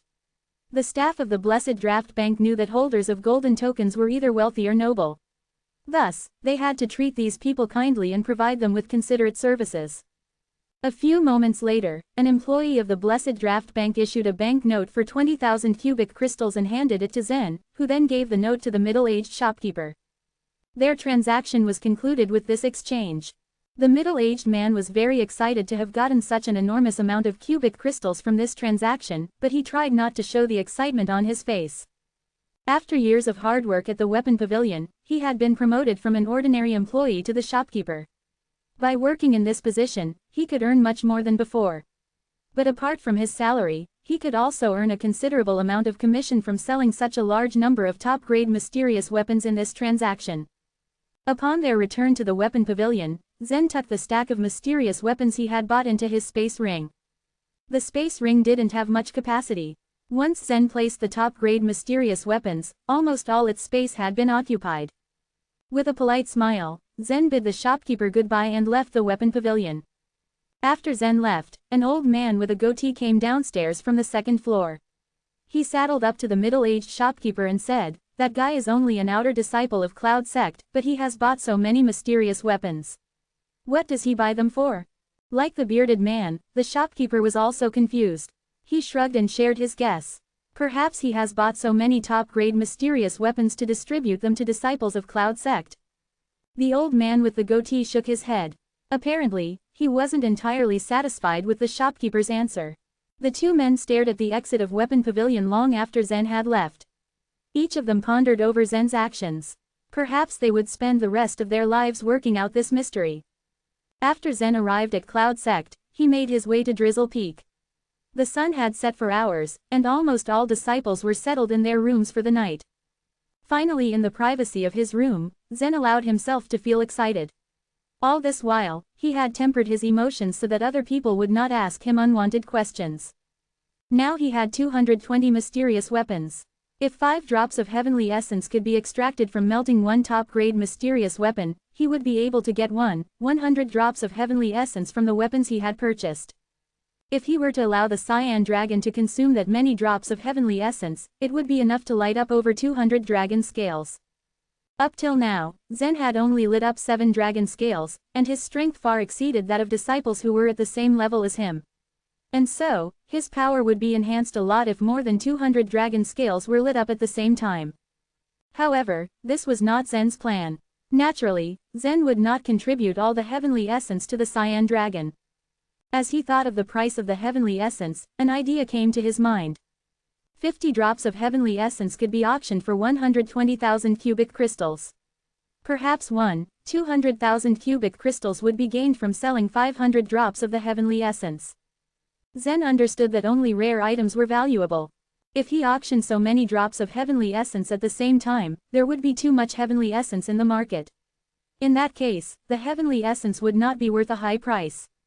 After weighing all the pros and cons, Zen decided that he had to sell the heavenly essence in batches. But before he reached the stage of auctioning the heavenly essence, Zen needed to melt the top-grade mysterious weapons inside his space ring. Immediately, Zen searched through the top-grade mysterious weapons in his space ring and chose a pair of short cyan blue swords. Zen laid these swords in front of him. Afterward, he interacted with the huge furnace in his mind. He hadn't summoned the black fire for a long time. The fire flashed across his mind like a happy bird and swiftly spread to that pair of cyan blue swords. Sizzling. In the blink of an eye, the 2 cyan blue swords were replaced by 7 drops of heavenly essence. Zen marveled at the drops that were now floating in the air over his head. As the black fire was about to engulf these drops of heavenly essence, a bottle showed up in one of Zen's hands. The drops slid into the bottle before the black fire could touch them. The black fire flew around Zen's body like a human soul as though it were protesting against Zen for plundering the heavenly essence that it should have gotten. At this sight, Zen flicked his space ring open with one of his fingers and took out a big golden axe. With the same enthusiasm as before, the black fire swept toward the weapon. Among the top-grade mysterious weapons owned by Zen, this big axe looked the best. Zen thought that more heavenly essence could be extracted from melting this weapon. Previously, 7 drops had been obtained from melting that pair of short swords. Thus, Zen inferred that the big golden axe would produce more heavenly essence. However, it was beyond his expectation that only 3 drops of heavenly essence were obtained from the melting of the axe. At this moment, Zen was a little confused as to how much heavenly essence was contained in a top-grade mysterious weapon. He felt lucky that he owned a variety of top-grade mysterious weapons. In terms of quality, it appeared as though some were superior, while others were not. As per Zen's experience, depending on the quality of a top-grade mysterious weapon, the number of heavenly drops that could be extracted varied from 2 to 9 drops. He had never come across a weapon that yielded more or less than that range. As expected, 5 drops of heavenly essence could be obtained from a top-grade mysterious weapon on average. He spent the whole night melting weapons. Each time, Zen manipulated the black fire to melt the top-grade mysterious weapons. After about 100 weapons had been melted, Zen was the proud owner of more than 500 drops of heavenly essence. Since the black fire had been used unceasingly from the last late night to this morning, it seemed to have lost its energy. Earlier, it had been relatively happy, but now it appeared to be powerless and didn't fly as forcefully as before. At last, it hovered in front of Zen. The black fire seemed capable of feeling fatigue too. Seeing the black fire in that wretched state, Zen felt a little pitiful and thus stopped melting. At the same time, he took 200 drops of heavenly essence out of the bottle and tossed them at the black fire. Like a little dog that had smelled a bone, the black fire was suddenly filled with vitality. As soon as it engulfed the 200 drops of heavenly essence that Zen had isolated from the bottle, it gained a little enthusiasm. Then it retreated into Zen's mind. After Zen took a breath, all 200 drops of heavenly essence were poured into the mouth of the sculpture of the cyan dragon inside the huge furnace. Soon afterward, a dragon scale emitted a clear, bright, and green light. Within seconds, more dragon scales lit up one after another. After a while, 40 dragon scales had lit up on the sculpture of the cyan dragon. So far, Zen had lit up a total number of 47 dragon scales on the sculpture of the cyan dragon. Those dragon scales were placed together side by side. On observing them, Zen found that all the lit dragon scales looked like a small magnificent landscape. He felt a little excited when observing the green light in a blaze. Now, his strength had increased tremendously. Zen wondered how much his strength could be enhanced if he channeled the power from all 47 dragon scales at the same time. If this were possible, Zen would be powerful enough to free himself from Jess's sky-binding hoop when he was trapped in it again. Based on his enhanced strength, Zen would be capable of smashing nature creatures, who had just reached the nature level, using only his fist. After melting over 100 top-grade mysterious weapons, Zen stopped to take some rest. Even the black flame had diminished with all this melting. And so, he wanted to let the black fire to rest for a few days before starting his melting again. During these few days, Zen went out at times, but he spent most of his time cultivating inside his room. Several days later, all top-grade mysterious weapons purchased from the weapon pavilion had been melted by Zen. He poured half of the heavenly essence obtained from the melting into the mouth of the sculpture of the cyan dragon in his mind. In doing so, more than 100 dragon scales twinkled with a bright, green light. Zen still held over 600 drops of heavenly essence, and he planned to sell them all. However, he had some misgivings. At the previous auction, 50 drops of heavenly essence had been sold. But they had caused the bidders to become overexcited. The participants in the auction had bid competitively for the heavenly essence, and its price had risen astonishingly high. Hence, Zen was a little worried about whether he would bring attention to himself if he put all 600 drops of heavenly essence for sale at the same time. As the saying goes, an innocent person might bring attention or troubles to himself for something precious he owns. Zen feared that he would become a target once people knew that he had so much heavenly essence. Zen trusted Worth and even contemplated giving the heavenly essence to Worth for safekeeping. What worried Zen was that Worth did not have final authority in the Zhang family. Once his family members discovered the quantity of heavenly essence, they might pressure Worth into disclosing the identity of the seller. Then they might question or pressure Zen for more heavenly essence. Zen could think of all troubles that would be caused after that. Given the situation, Zen had to reconsider the auctioning of the heavenly essence carefully. These days, it was very peaceful on Drizzle Peak. The disciples were assiduously cultivating and mediating, and there was no infighting. Everything with Zen went smoothly as well. Despite the mighty power of Heavenly Ogre Fist, this Tier 5 cultivation method was rather hard to practice. It was still very early in the morning. The darkness was slowly being replaced by the first wisps of sunlight from the east. Zen was practicing the mind method. He closed his eyes and focused on the task of flinging his fists toward the sky one after another. Only after all the demonic life energy inside his body had been consumed did Zen sit in silence to meditate. He practiced the mind method of the purple light fist to cultivate life energy that the demonic life energy needed to consume to grow stronger. In spite of extremely great difficulties in practicing the Heavenly Ogre Fist, Zen had gradually become more and more skillful in his cultivation after repeated attempts. Now, he could not only easily and proficiently make the first move of the Heavenly Ogre Fist, namely, ogres shaking the world, but he also mastered the second move, which was known as the Swarm of Ogres Surging. Although the second move was not as mighty as the first, Zen could attack many targets simultaneously. He thought it would be beneficial if many enemies confronted him. Partway through his meditation, Zen heard tolling sounds from the hillside of Drizzle Peak. Since he was cultivating at an unnoticed corner of Drizzle Peak, Zen couldn't find anyone around him to ask why they were being summoned. The toll only sounds when all outer disciples are required to gather together. What on earth has happened? Standing on a cliff, Zen stared at the hillside. He watched quietly as several disciples walked towards the plaza on the mountain peak. Curious, Zen stopped his cultivation, jumped off the cliff, and rushed toward the plaza. When he arrived, almost all outer disciples had gathered in the plaza. In the center of the plaza stood Aura. She wore a light blue dress, and beside her, stood a huge thing. A yellow curtain full of magic symbols and incantations hid the thing from the outer disciples. Chapter 92, Chop the Demon. The facial expressions of all outer disciples reflected the curiosity they felt.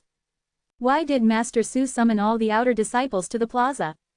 Another 15 minutes passed before all the outer disciples who were at Drizzle Peak gathered in the plaza. Aura anxiously searched the faces of all outer disciples. Relief glinted in her eyes when she spotted Zen standing at the back of the crowd. Then she said slowly, "I have asked all outer disciples to assemble at the plaza because I have a task to give you." What task? It must be an important assignment. Otherwise, she wouldn't have called us to the plaza. Don't we usually claim a task voluntarily? Why does she need to do in this way? Many outer disciples were confused and talked with each other. Aura waited patiently till the outer disciples had stopped speaking. Then she announced slowly, "Your task is to chop the demon." Demon? Chop the demon? Really? They actually ask outer disciples to chop demons? Did they want us to die? The outer disciples continued to whisper among themselves. Some of the older disciples had to share a little history with the newer disciples. Most warriors in the Burning Sky Empire had heard of the phrases, "chop the demon," and "kill the ogre," when they first started to learn martial arts. It was uncanny that after hundreds of years, the demon was still human beings' greatest enemy, while the ogre wasn't. Everyone knew that aside from humans, the continent was also home to demons and ogres. The three races had many conflicts with each other, which led to endless war and much killing. Over the ages, the humans and ogres had gradually become the weaker races while the demons had grown stronger. Finally, they had reached the stage where the demons were set on annihilating the humans and ogres. The humans and ogres were naturally unwilling to await their doom. It is said that an enemy's enemy is a friend. The humans had no choice but to ally with the ogres. This was why the ogre Princess Chi married someone from the Burning Sky Empire. It was also the reason why Princess Yvonne from the Burning Sky Palace would marry some ogre far away. Thus, the intermarriages of the princesses had allowed the humans and ogres to ally against their common enemy, the demons. Your task will be to follow the trail in the Sky Forest and find and slay demons. We are not asking our disciples to hunt down demons on the Shira battlefield. We're testing you, not sending you to war. 5 inner disciples and 5 outer disciples will be sent from each of the 33 peaks in Cloud Sect. Aura stopped for a while and then continued, "Chopping the demon is one of the lessons we must learn in Cloud Sect. It will be an ordeal for most disciples. However, if you survive the test, it will be a huge accomplishment for you. Further, each of the top 3 disciples who chop the biggest number of demons during the trial will be rewarded with a middle-grade spiritual weapon." A middle-grade spiritual weapon. The reward tempted most disciples. They began chattering with each other animatedly. For the outer disciples, a top-grade mysterious weapon was a great reward.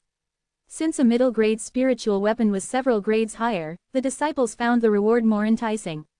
It was unexpected that a middle-grade spiritual weapon would be offered for such a test.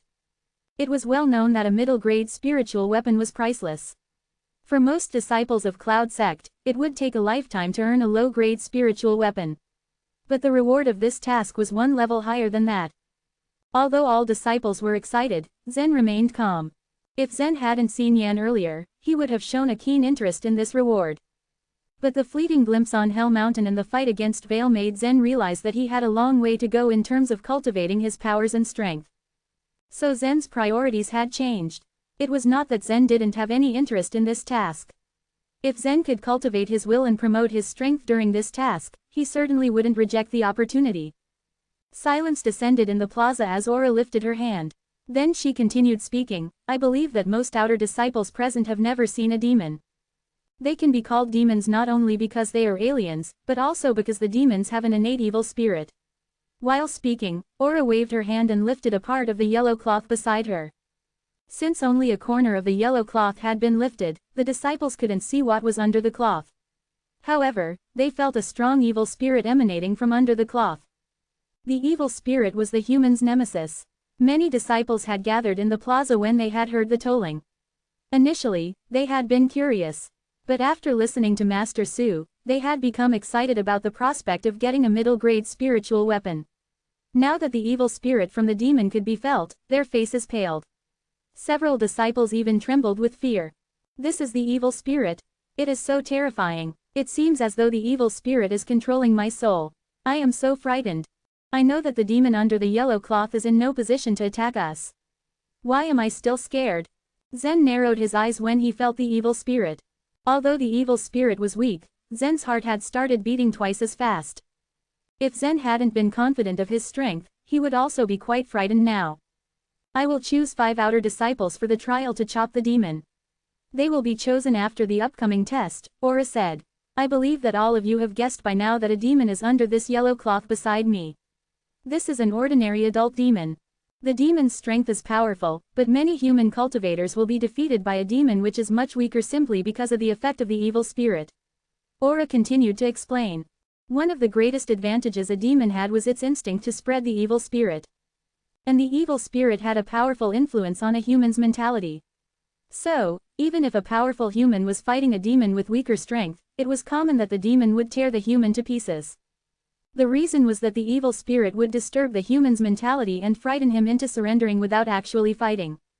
So, the first step to chop the demon is to deal with the evil spirit. After saying that, Aura pulled out a sword. Then she walked around the demon, dragging the sword beside her. The disciples saw that she was making a circle in the ground with the sword. After drawing the inner circle, Aura took 2 steps away from the circle and then began to draw another circle. In a short while, Aura had drawn 10 concentric circles, each bigger than the previous circle. Over the next 3 days, we will be testing the disciples to see who can get the closest to this demon. The disciples who can manage this task will be qualified for the trial to chop the demon. After speaking, Aura reached out with her hand and removed the yellow cloth.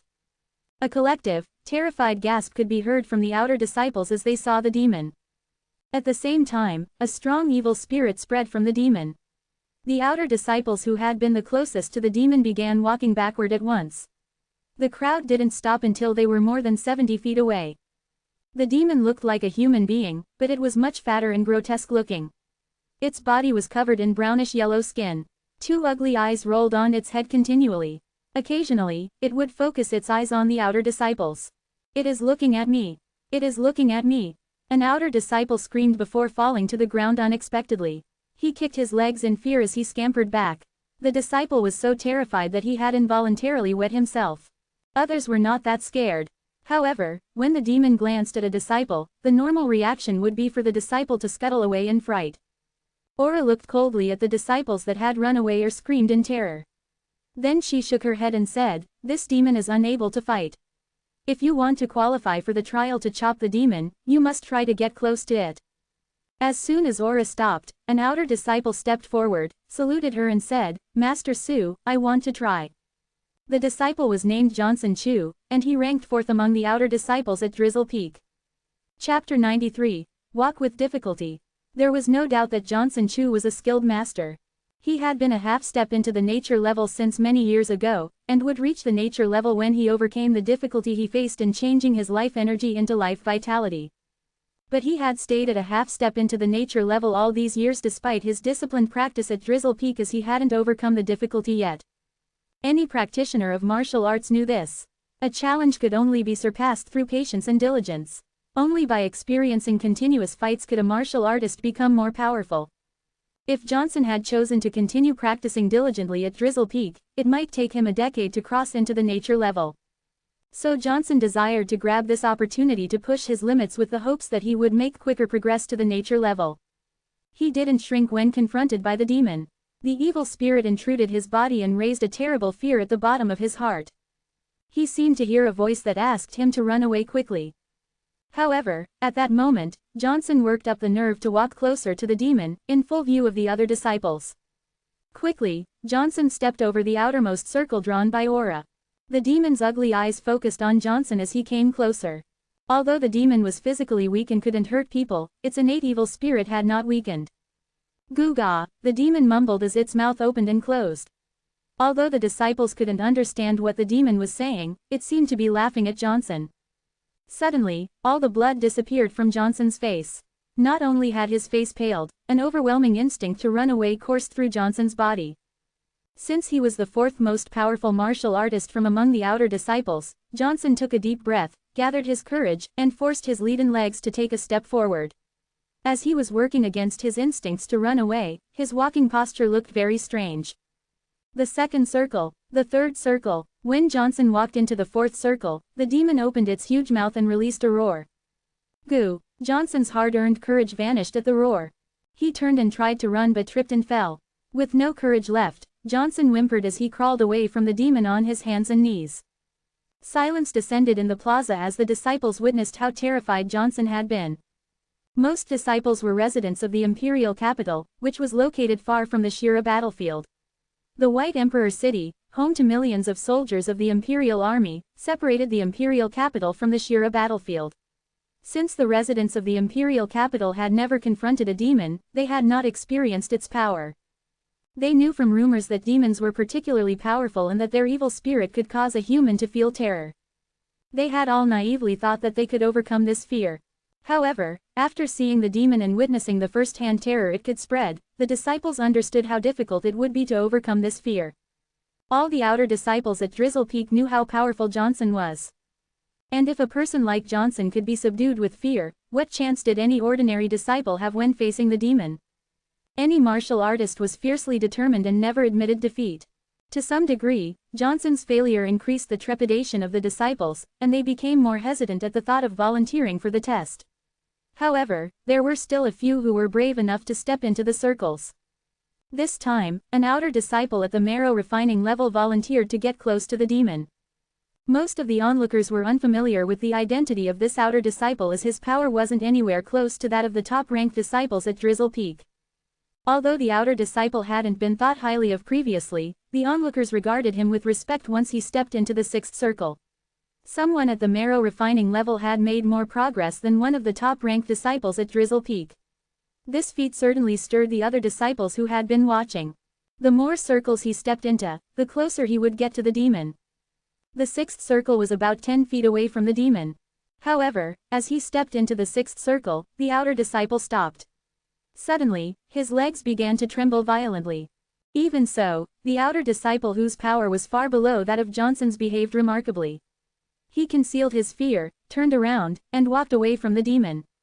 During his retreat, the disciple maintained the same speed as when he had first started walking toward the demon. He hadn't fallen nor had he scrambled away in terror as Johnson had. Seeing this, a realization dawned upon the outer disciples at Drizzle Peak. Bravery had nothing to do with power. Just like a small mantis would be overestimating its abilities by attempting to stop a car, its courage to face such a mammoth challenge could not be denied.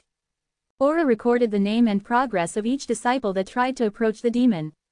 Based on their performance, she would then select the 5 disciples who got the closest to the demon. These disciples would then practice how to kill demons. The outer disciple who was at the marrow refining level but had reached the 6th circle, helped many people to regain their confidence. Now that they had understood that bravery, not power was needed, they felt more convinced that they could confront the demon. One after another, hundreds of outer disciples tested their mental agility against the demon's evil spirit. The results varied from person to person. However, the worst performance came from a disciple who had broken down immediately after stepping into the 1st circle, while the best performer was Henry Howe. Ranked first among the outer disciples, Henry had set a good example. Confronted with the demon, he walked steadily towards it with a 3-foot cyan blade sword in his hand. The disciples watched with bated breath as he confidently stepped into the 7th circle. To everyone's delight, he didn't slow down until he got into the 8th circle. After the demon roared at him, Henry turned back. His complexion had turned gray.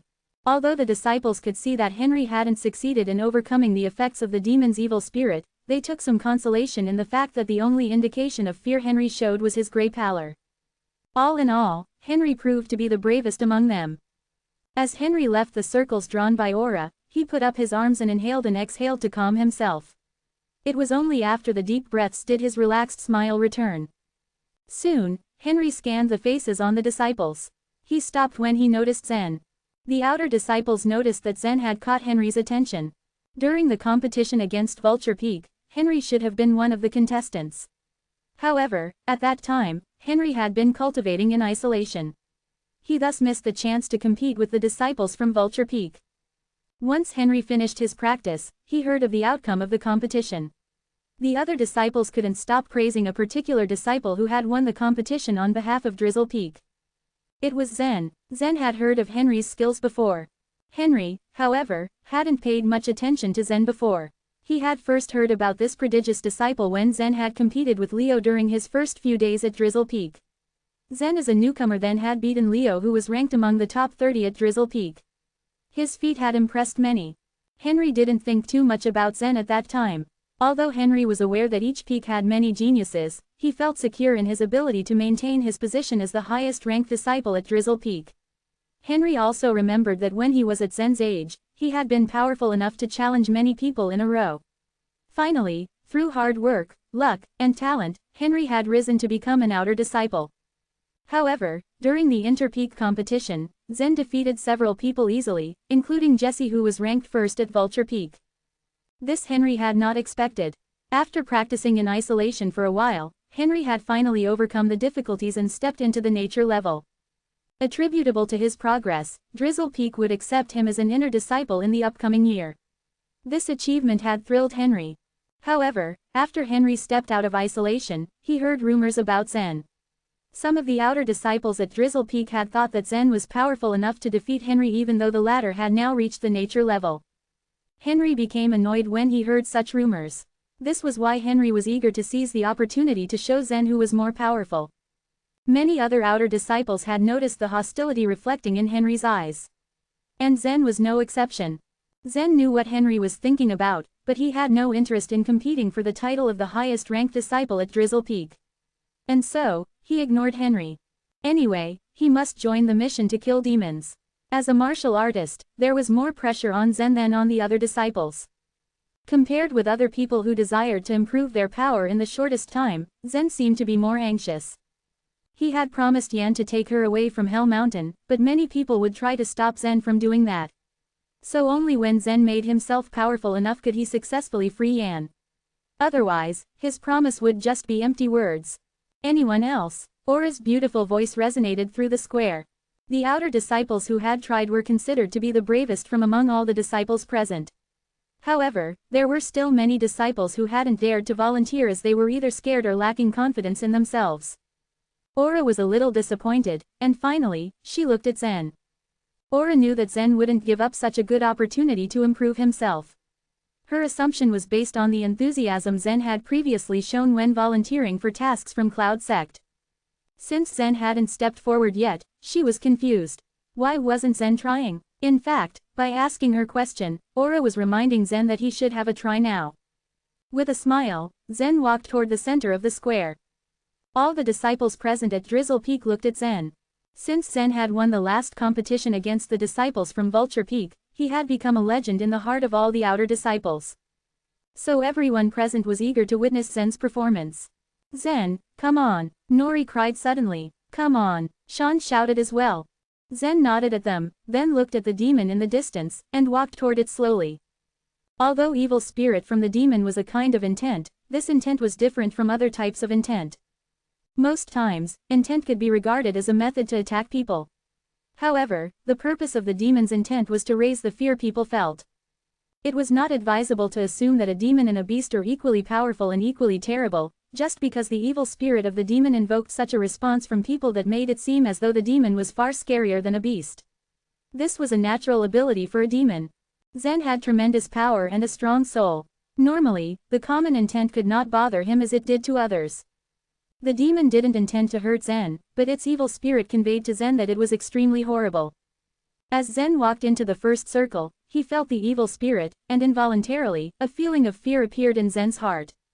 Fortunately, the fear wasn't overwhelming. Zen smiled and relaxed. Then he walked into the second circle without any hesitation.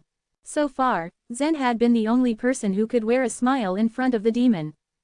Chapter 94. Just a fist. Zen is smiling. He can laugh in the face of a terrifying demon. It's no big deal. He just passed through the first and second circles. Do you want to take a try? Look at those people.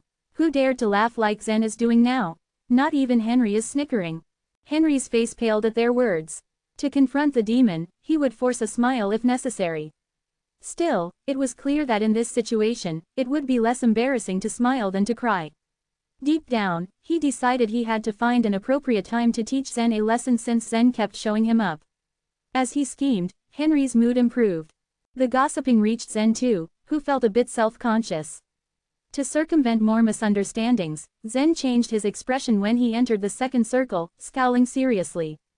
Once he was in the second circle, Zen became more threatened, but he could still withstand the evil spirit.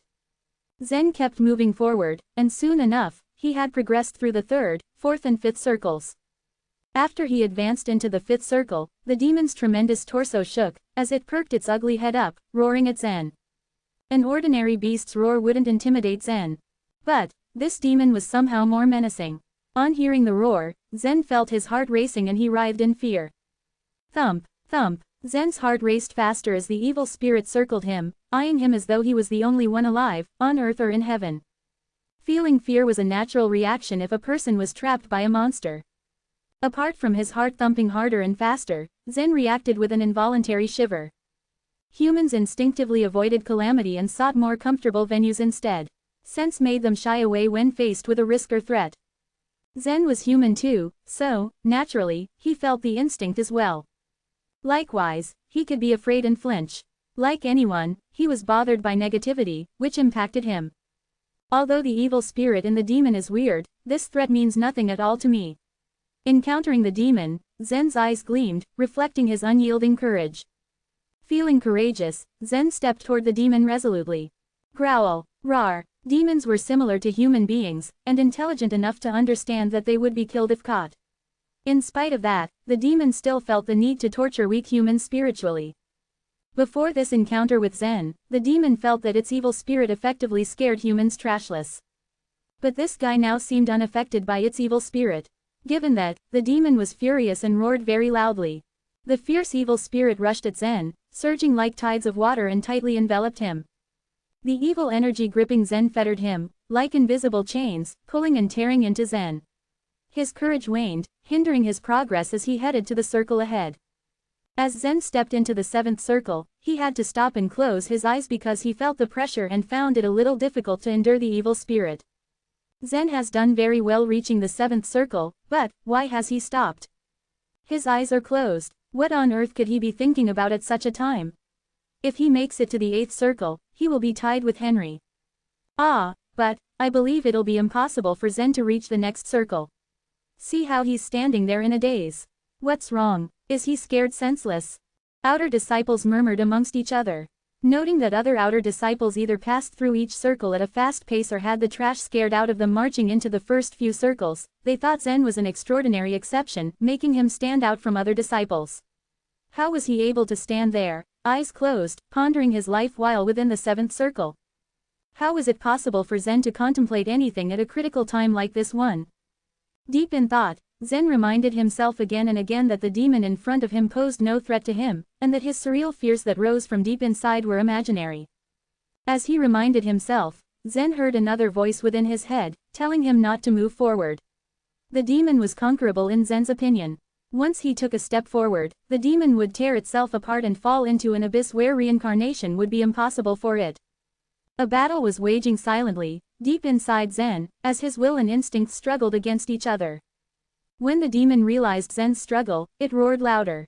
Its entire body grappled frantically, as though it were trying to free itself, to propel itself at Zen and swallow him whole.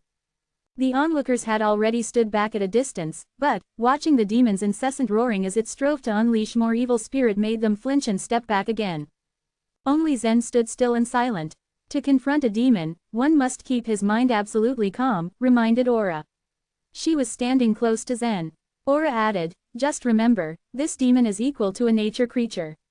Can a nature creature scare you that much? A nature creature, Zen thought. Aura's question gave him a measure of understanding.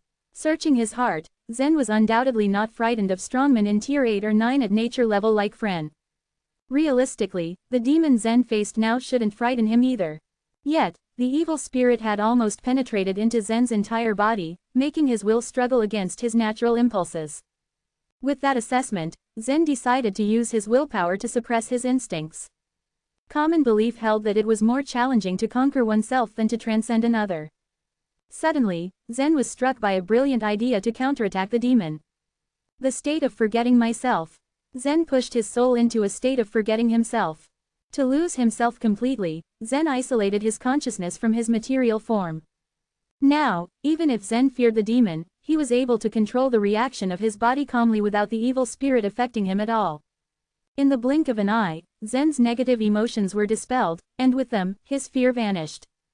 Zen's eyes shot open, where neither courage nor fear was reflected. Instead, his eyes were bright and pure with no emotions whatsoever.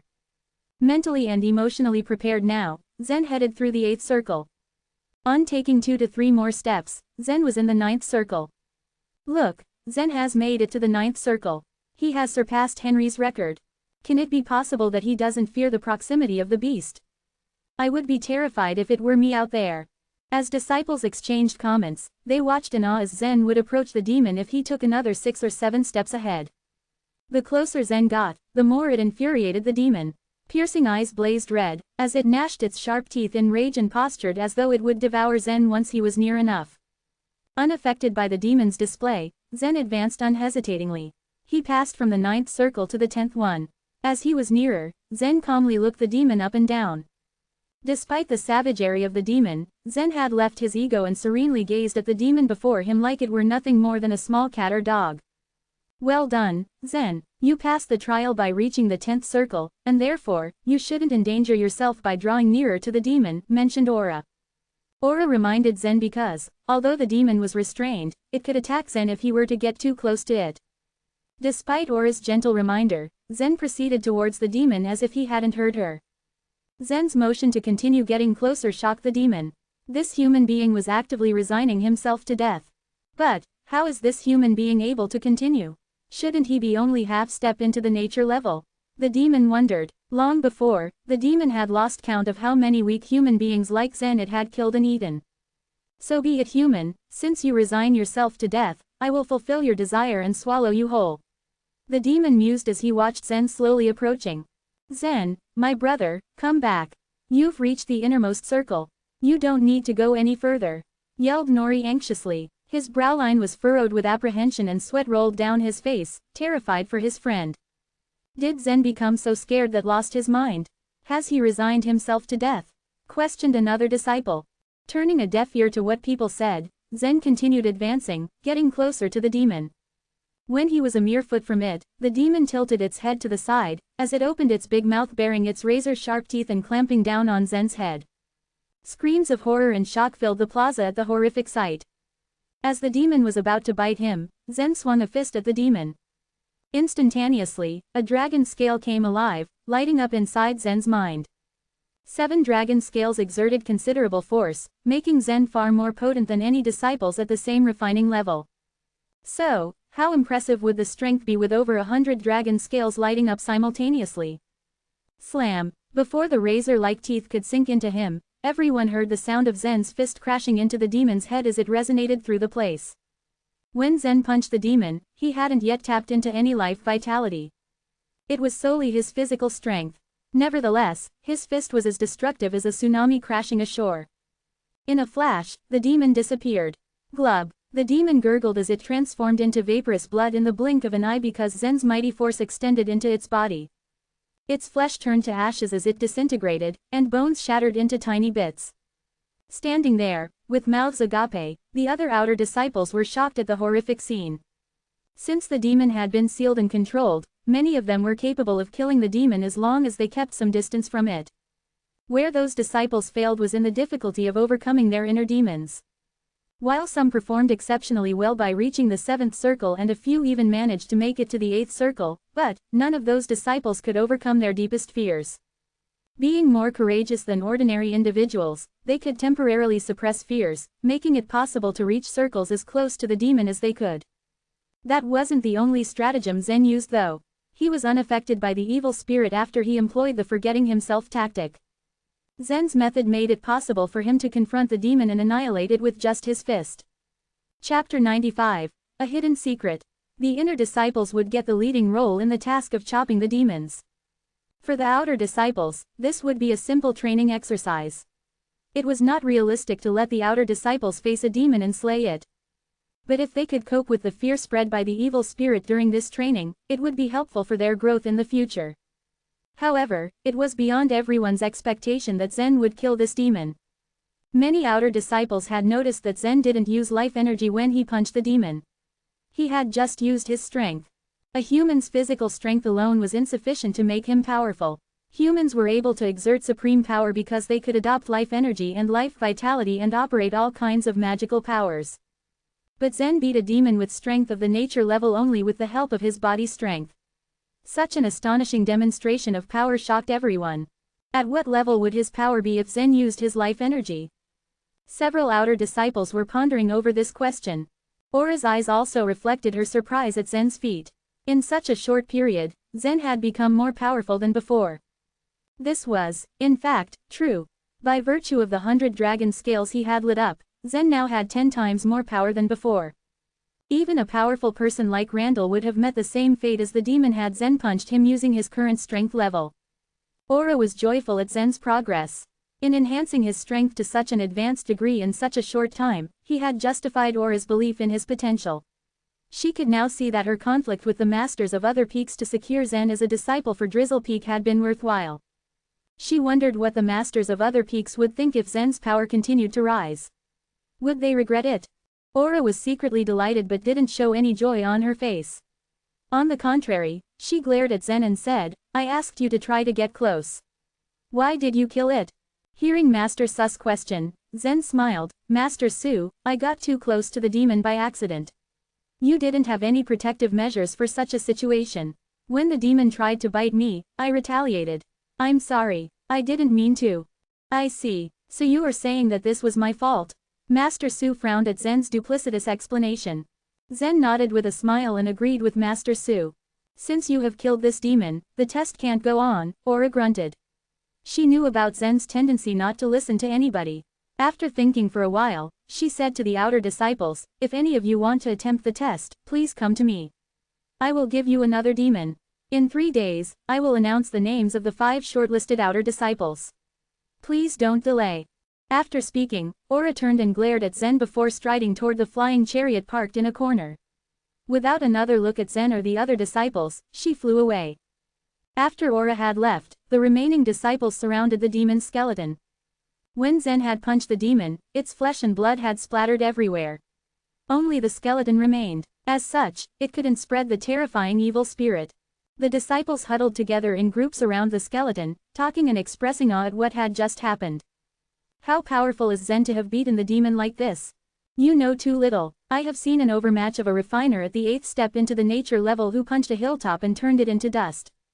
That I can believe. After all, that refiner was at the 8th step into the nature level. However, can Zen be compared with such an individual? Zen is only a half step into the nature level. And you saw that he didn't use life vitality.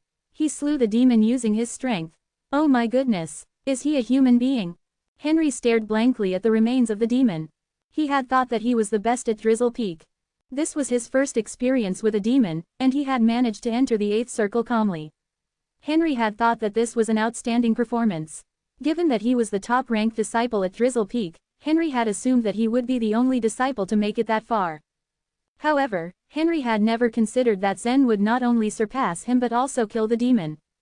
The more he thought about it, Zen's strength continued to surprise Henry. He couldn't stop thinking about what Zen had accomplished. Despite the chagrin Henry felt at being outperformed by a refiner who was only a half step into the nature level, he tried to maintain a calm attitude. As long as he worked hard, Henry believed that he would surpass any great genius. And Zen was a nobody. But the strength Zen had shown was astonishing, striking, and powerful. Henry knew that despite his belief, he would never surpass Zen. All of a sudden, Henry shouted, he used physical strength with brute courage. Humans can only succeed in this world if we use life vitality.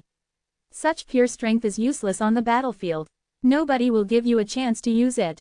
Of course, Henry's words were reasonable. No matter how much strength a person had, it was of no use if he couldn't hit the opponent. However, what Henry and the others didn't know was that Zen had also cultivated life energy. His real strength was far more than what was shown. Many outer disciples glared at Henry's outburst. As the top-ranked outer disciple, it was inappropriate for Henry to shout in this way. It appeared that he was narrow-minded, insecure, and perhaps even envious, which was why he was making a scene. When Henry saw how the outer disciples were looking at him, he realized that he had lost control of his emotions. Henry's expression soured as he turned and left the plaza. Zen had left the plaza with Nori, Sean, and others shortly after Aura had flown away in her chariot. And, so he didn't see Henry's reaction. It was now apparent to all that Zen would definitely be one of the disciples selected to chop the demon. Zen knew that he had to prepare more to be able to complete the task successfully. As soon as Zen returned to his room, he took out the book, Weapon Refining Principle. The weapon refining principle had cost him more than 20,000 crystals. Zen had even had a confrontation with Fren when buying it. After all, the book contained Chase's secrets. It had to be important. If he could get some insight into the refining master's technique and have the honor of refining a spiritual weapon or even a fairy weapon after reading it, Zen would recover both the principle and interest on the 20,000 crystals at once. Zen turned the first page of the weapon refining principle and read it. Surprise reflected in Zen's eyes when he saw Chase's notes in the book. Apparently, this was not a book about formal refining techniques. Chase had scribbled his thoughts and experiences about weapons and their refining methods in it randomly. Thus, weapon refining principle was not boring like other laws to refine weapons. Contrarily, Zen thought it was interesting and read it without stopping. In fact, refining the weapon is like a warrior's cultivating.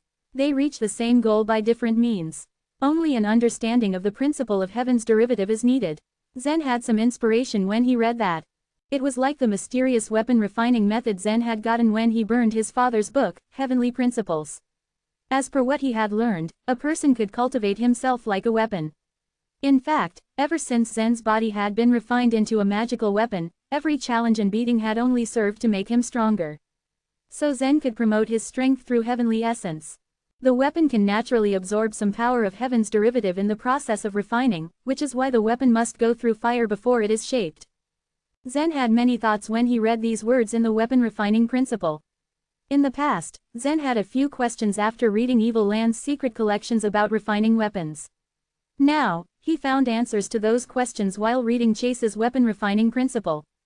At the moment, if a weapon refining furnace and fire were to be given to Zen, he would start refining a weapon. However, Zen still had many doubts. Was this weapon refining principle worth more than 20,000 crystals? What Chase had explained was undoubtedly valuable. If weapon refining principle was just a secret book about the elementary course to refine a weapon, it would be worth less than 1 cubic crystal. So it was a significant loss to Zen since he had paid more than 20,000 cubic crystals. Crash. Zen flipped the weapon refining principle as he thought about the question. It seemed that Fren wanted this weapon refining principle badly. Even the disciples from Chase's school were determined to get this secret book. There must be a big secret hidden in it. When Zen flipped through the pages quickly, he stumbled across something. Usually, all the pages in a book would be of the same thickness. But Zen found a page was thicker than the others when leafing through the book. Could it be that 2 pages have been glued together? Zen opened that page cautiously. As expected, there was something in this page. Zen carefully tore the edge and separated the 2 pages. Zen found a white filmy satin between these 2 pages. This is the snow satin. It is made of ice silk. The ice silkworm was a rare worm in the north and the silk it spat was ice cold. The silk could be used to make satin. Thus the fabric earned its name, snow satin. It was cool and well ventilated, comfortable to wear. When Zen was young, he had worn clothes made of snow satin. The material had greatly impressed him. He stretched his hand and pinched the white satin with his fingers. At this time, Zen could see that there was a painting on it. The painting was sloppily done. Upon peering at it, Zen could tell that it was a map. Cloudy Mountain, Dragon Valley. There is an 8 diagrams beside it and the numbers, 3, 6, 2, 9, are written separately. Zen frowned as he read in a low voice. It seemed to be a treasure map. Chase was a great weapon refining master, but only a few treasures were discovered after his death. Could this be a map to the place where he hid his treasures? But where were Cloudy Mountain and Dragon Valley? Chapter 96, Yale Zug. Although Zen had read many books over the years and was familiar with the famous mountains and large rivers in Burning Sky Empire, he didn't know everything. These 2 places were strange to Zen. He'd never heard of them. After meditating on it for a time, Zen cautiously set the snow satin back in weapon refining principle and then placed it in the space ring. There must be an invaluable treasure in the book, but if he wanted it, he would have to wait for a later date to find it. Right now, Zen needed to continue preparing for the task of chopping demons. Zen knocked a demon to pieces today, but since it was bounded and sealed, it had no strength to hit back. So, it only tested Zen's courage. However, after descending the mountain, they would face real demons. Lately, Zen worked hard to concentrate his strength and refine his vitality. Several days passed, and Aura listed the 5 outer disciples. Zen was one of them. On the list, there were 3 outer disciples, Zen, Henry, and Guri, who was the 3rd rank, while the other 2 were hardly considered as outer disciples, who were a half step in the nature level. After deciding which disciples, Aura wanted them to have several days to prepare. A few days later, 5 outer disciples and 5 inner disciples from Drizzle Peak met at the Blue Sky parking ground. That day the Blue Sky parking ground was crowded. Half were inner disciples dressed in black robes, and half were outer disciples wearing white robes. The ones able to pass the test of getting close to a demon might not be counted as the most powerful inner or outer disciples from each peak, but it was sure they were the bravest who could control and even defeat their fear. In the middle of the Blue Sky parking ground, a master was declaring the rules, giving the do's and don'ts for abolishing demons. Neither the outer nor the inner disciples could go to the Shira battlefield to face the big demons on their own. With their current strengths, if they did, the disciples would be swallowed. On the other side of Shira battlefield, there was a forest that bordered the Empire called Sky Forest. The demon often sent demon scouts into the Empire to scrutinize enemy status. 330 disciples total, from the 33 peaks of the Cloud Sect, were gathered to enter the Sky Forest and destroy the demon scouts. As the master finished, a giant flying chariot slowly landed. "All right, everyone, this is it," said the master as he stepped to one side. Disciples began filing into the giant flying chariot one after another. Every action was prearranged, including the order with which they entered the flying chariot. They came single file according to their rank at Cloud Sect. The first disciples to enter were from the Skytop Peak, the top-ranked peak of the 33 peaks at Cloud Sect. Then, the disciples from the second-ranked peak, Blackrock, entered. Followed by the disciples from the peak ranked third. Drizzle Peak held the lowest rank, 33, so, the disciples from there were the last to board. After the 5 inner disciples, Zen, Henry, and others climbed into the giant flying chariot. Over 300 disciples from the Cloud Sect were on the chariot. They glanced at each other, cautiously, with an indistinct look in their eyes. Zen sat in a corner and closing his eyes, showed no interest in the rest of the recruits. His purpose for joining this trip was to face the trial and chop the demon. He didn't want any trouble. Zen might not have wanted trouble, but, most of the time people were helpless to their situation, and someone planned to fix his wagon. After the giant flying chariot slowly rose into the sky and steadily set out, someone stepped onto the deck and approached Zen. That person was dressed in a black robe. It was a man who wore his hair in many braids with a sharp dart dangling at the end of each little braid. "Say, aren't you Zen?" asked the man who stood in front of Zen. Everyone in the cabin turned, knowing they would more than likely see some sort of drama unfold. Zen opened his eyes and blinked, slowly. He stared up at the man and asked, "Yes, what's up?" "My name is Yale Zug, and Fren is my elder brother. A few days ago, you insulted him. Today, I will take your life," stated the man casually, as if discussing the weather. An impatient expression spread across Zen's face and he coldly asked, "Why didn't Fren come himself?" "You don't deserve to fight him," responded Yale Zug. Suddenly, Zen stood up laughing loudly. His laughter carried to every corner of the giant flying chariot. These were the bravest disciples from each of the Cloud Sect's peaks on the trip to chop the demon, so everyone was restrained. Although there was some interest among them, it was obscure. They didn't want to show off. After all, once they entered the Sky Forest, they had to cope with the demon, and it would be big trouble if they were bothered by others from another peak. However, here was Zen, laughing recklessly and making the inner disciples frown. Henry wasn't far away and was thrilled as he thought, "Zen, this is the price for being arrogant. You have enemies everywhere. I think it will be hard for you to stay alive in Sky Forest." Yale shouted angrily, "Why are you laughing? I'll slay you as easily as blinking. You are only a half step into the nature level while I have the strength of grade 5 nature level. You will die. I'm laughing at the famous third young master of your family. Fren is a coward. Several times, he's asked others to get me in trouble, but as a result, there is no difference. He seeks death." Zen stressed coldly, "No more garbage. You are just one of many people who want to kill me. It's better if more people join you first. I will deal with all of you at once to save trouble." When Zen laughed loudly, the disciples thought at first that he didn't know how to restrain himself. Now, they realized there was nothing to laugh at, and this outer disciple, a half step into the nature level, must be wildly arrogant. All the disciples from Cloud Sect had heard of Fren. He had the nickname, Fren the Loony, but he had the reputation of possessing powerful strength. What was more, even though he was wise, Fren was inconstant, and known as a cunning foe. It was unexpected to hear Zen refer to him as a coward. Even though Fren wasn't there, Yale's strength wasn't lacking. At the grade 5 nature level, Yale stood out amongst other inner disciples. His power was more than enough for him to deal with a disciple who was refining at a half step into nature level. Yet, Zen was fearless and so reckless that he dared to reproach Yale to his face while denouncing Fren. These people passed the test to get close to the demon and were the bravest, but they weren't on the same level as Zen. Yale wasn't as eloquent as Fren and Zen's words left him speechless. But his life vitality boiled throughout his body. He stretched his hand out and pointed at Zen, demanding, "How dare you insult my brother? Are you courting death? Am I courting death? Ha ha, if I'm not courting death, will your family leave me alone? Will your brother stop harassing me? Since I'm courting death anyway, what does it matter if I curse him?" Zen replied coldly. Trailed Yale, as his face turned scarlet that he apparently wanted to fight on the giant flying chariot. Zen calmly moved 2 steps, and his look of indifference changed to a sneer, and he stated, "If you want a fight, I'll accommodate you." Just then, 2 other inner disciples walked up to Yale and put their hands on his shoulders while one said, "Fighting isn't permitted in here. If you destroy the flying chariot, you'll have big trouble. Kill him any way you like, as long as it's after we reach Sky Forest."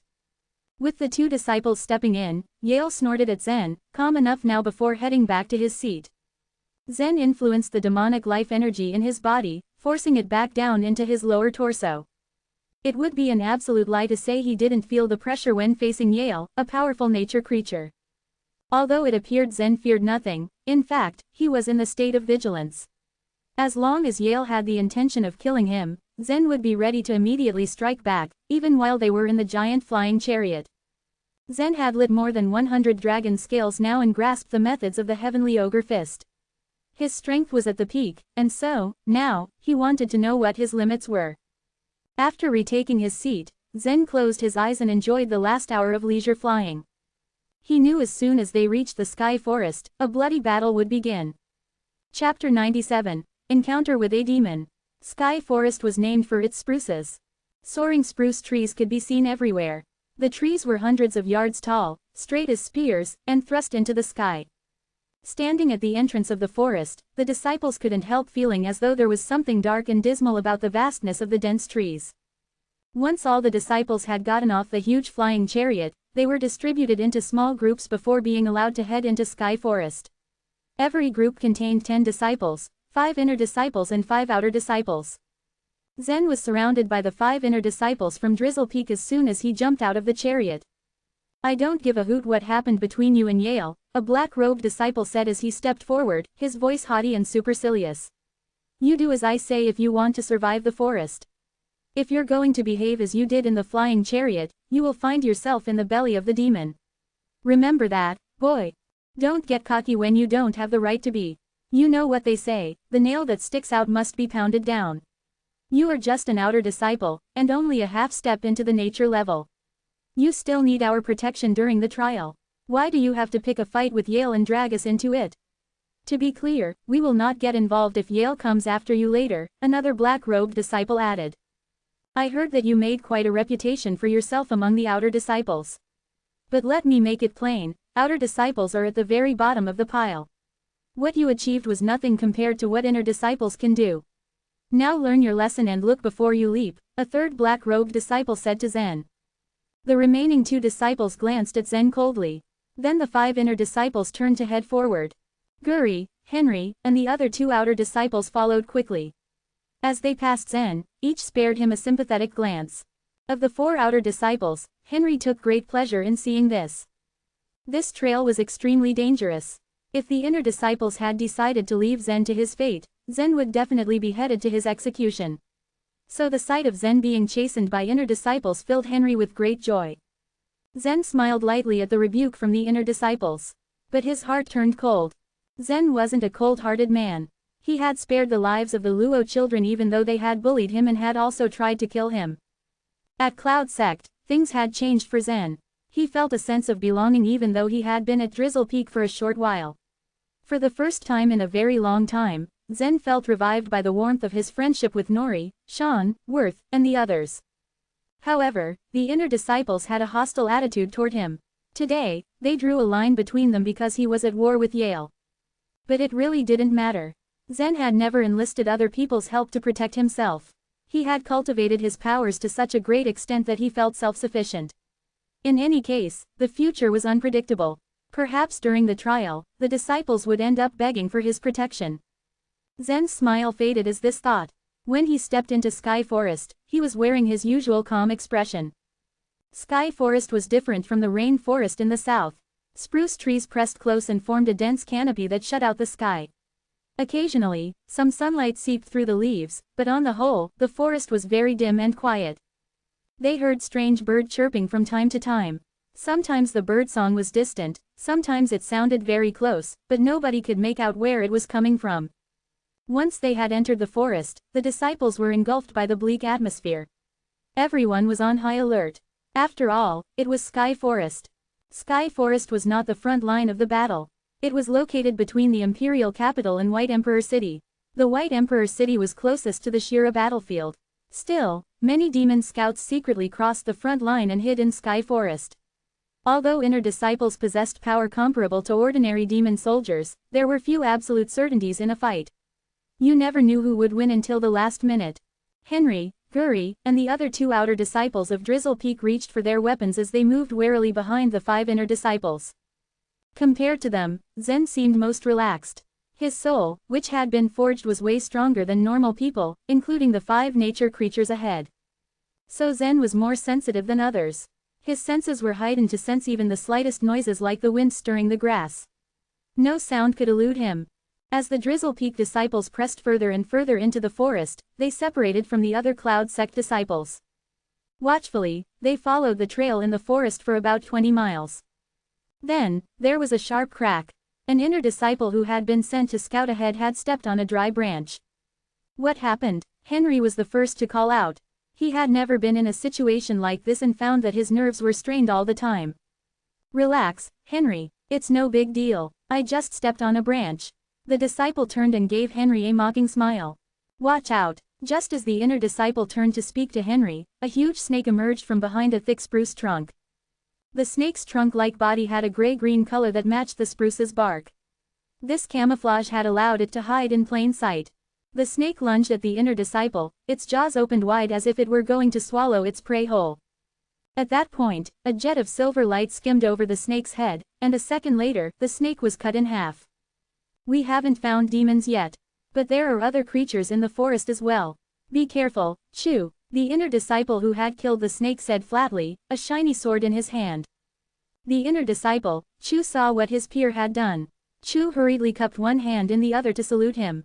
Thanks for saving my life, Cleve. Zen, who had been trailing behind them, saw how Cleve Lin had killed the snake. His brow arched. Even though Drizzle Peak ranked bottom among the other peaks, it didn't lack talented body refiners. Cleve Lin had shown exceptional power in this kill. The snake was only a 4th-rank beast, but Cleve's reaction wasn't much slower than Zen's. Zen had his hand on his space ring at that moment. If Cleve had not killed the snake, Zen would have finished it with his flying knife. Cleve nodded, took back his sword, and then led the team forward. Cleve Lin was the leader of the Drizzle Peak disciples. They did kill many beasts along the way, but they hadn't met any demons either. The 5 inner disciples complemented each other pretty well and killed some fierce beasts. Once the beasts were dead, they cut their bodies open and took the crystal cores.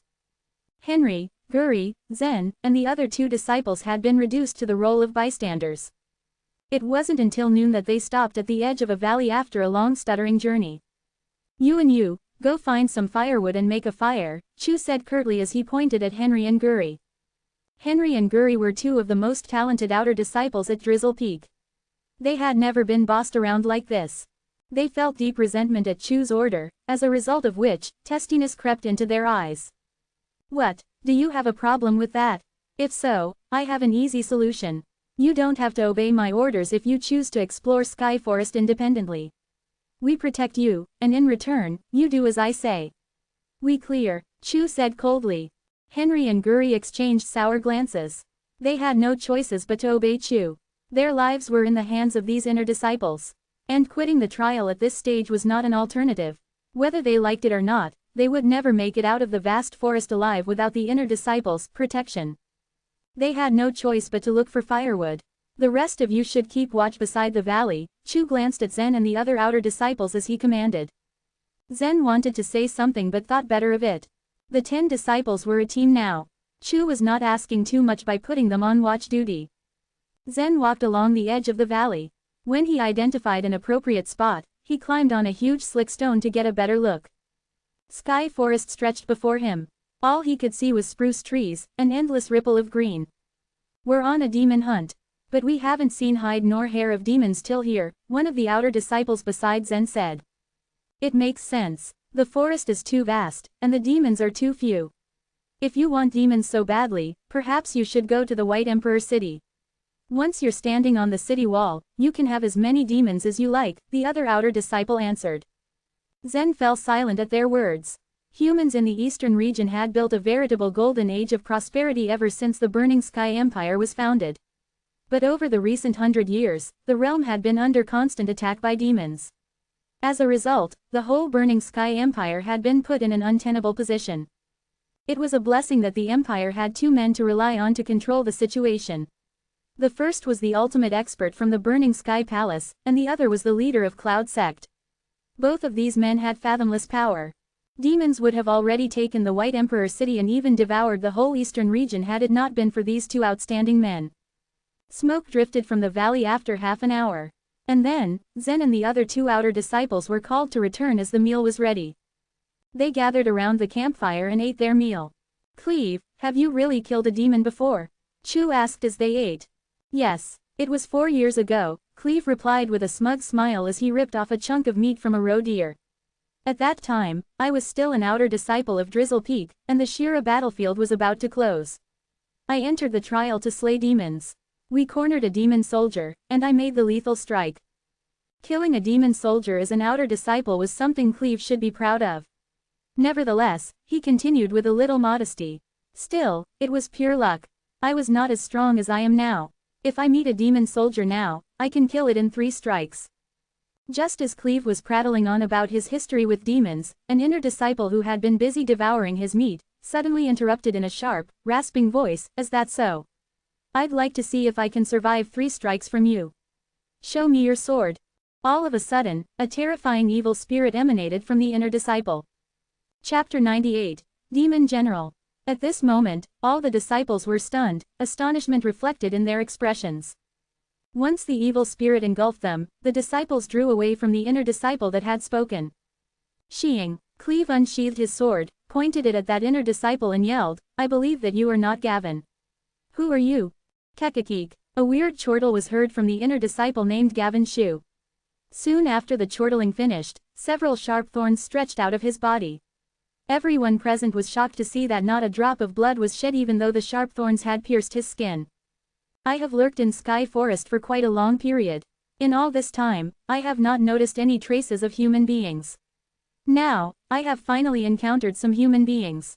I must say, the taste of human flesh is as delicious as I expected. After making this horrifying statement, the inner disciple shot out a rather long, strange tongue and began to lick his lips. Afterward, his head crumbled into pieces and the flesh, brain matter, and bone bits were exposed. It was at this moment that the others present realized that the inner disciple was a demon disguised as Gavin Shu. "When did you swallow Gavin and hide yourself inside his body?" questioned Cleve. He pushed his gleaming sword closer to the demon as he spoke. As the demon grinned, it exposed rows of sharp teeth. With a smug smile, it answered, "You are nothing more than a lowly human being. Do you think it is necessary for me to answer your questions?" The demon let out an ear-piercing shriek as soon as it finished speaking. All of a sudden, dozens of demons darted out from one side of the valley. Not only were these demons extremely hideous, but they also emanated such strong evil spirit that the disciples trembled involuntarily. "Kill them," yelled Cleve resolutely. He knew that they could not flinch in front of these demons. No wonder Cleve was an inner disciple. He maintained calm, issued an order, and boosted the morale of other disciples all at the same time in a critical situation. The disciples of Drizzle Peak were out of luck to have met so many fierce demons simultaneously. It was common knowledge that demons often snuck into Sky Forest to scout their enemies' movements. It was also well known that they seldom reconnoitered in groups. After all, the demons couldn't underestimate the Imperial Army of the White Emperor City. The demons were aware that if they were scouted and detected by the Imperial Army, they would be killed. Since it was difficult to disguise their evil spirit, they seldom moved around in groups to avoid discovery. However, a demon had now stalked, killed, and consumed an inner disciple, Gavin. What was worse was that it had camouflaged itself as Gavin and followed other disciples of Drizzle Peak. In doing so, it had given other demons the opportunity to track the disciples. Ah! A horrible shriek was heard from an outer disciple shortly after Cleve had issued the order. Since the outer disciple had passed Aura's evaluation, he must have been courageous and mighty. However, several demon soldiers showed up in front of him at the same time. Overwhelmed by their evil spirit, he didn't know how to resist and counterattack. As a result, he couldn't defend himself when a demon tried to bite his head. Aware that fear was a powerful weapon, the demon soldier lifted the decapitated corpse so that other disciples could see it, thus intensifying their fear. At this point, the 4 inner disciples had begun to attack the demon soldiers. However, the color drained from the faces of others such as Henry and Guri. The power of so many evil spirits was so debilitating that these outer disciples were frozen in place. Aside from shivering and gritting their teeth, they found themselves incapable of moving. Of all the outer disciples, only Zen stayed calm. When the fight started, Zen had taken his broken flying knife out of the space ring. To avoid being flanked, he stood in a way that his back was facing the valley. His eyes squinted into slits as he observed the demon soldiers. The demon soldiers acted like malicious ghosts that had just climbed out of. In their eyes, the human beings in front of them were delicious food, and they were ravenous. One of the demon soldiers targeted Zen. It wielded the sharp thorns protruding from its hands and strode forward with long legs that were covered in scales. Zen stood calmly and watched the demon get closer to him. Now is the right time. Zen mumbled to himself as the demon soldier came within attacking range. Zen's mouth quirked up a little at the corners, and the broken flying knife in his hand suddenly shot out. Puff! A dull sound was heard as the broken flying knife slid through the demon's head and flew out.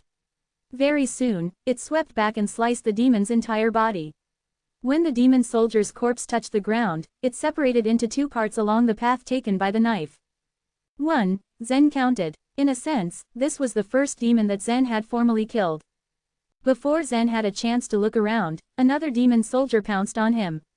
Since the broken flying knife still lay embedded inside the dead demon's corpse, Zen gestured with his fingers. The broken flying knife swirled out and returned to Zen upon receiving the order.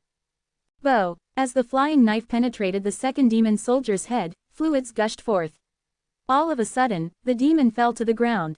2. Zen whispered as he prepared for the next demon soldier. At this moment, Zen shifted his gaze to Henry. His eyes widened in surprise when he saw 2 demons creeping closer to Henry and Guri. With their sharp thorns brandished, it looked as though they intended to spring on the 2 disciples. Zen could sense that the 2 demon soldiers were not very powerful. Henry and Guri were ranked 1st and 3rd respectively, among the outer disciples at Drizzle Peak.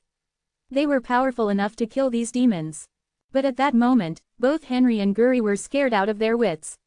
Their bodies trembled as they stood rooted to their spots. Zen shook his head at this scene. He could not do much from this distance. He stamped his foot in frustration before dashing forward. When he was about 30 feet away, he tossed the broken flying knife. Puff! Poop! The broken flying knife sliced the heads off both the demon soldiers. As Zen walked over to Henry and Guri, he asked, "The 2 of you act like cowards. Are you certain that you wanted to come to Sky Forest to kill demons?" Henry was grateful and surprised when he realized that Zen had saved his life. But when they were spoken to by Zen in such a belittling manner, both Henry and Guri felt a little ashamed. The lack of action by Henry and Guri was not because they didn't dare to resist.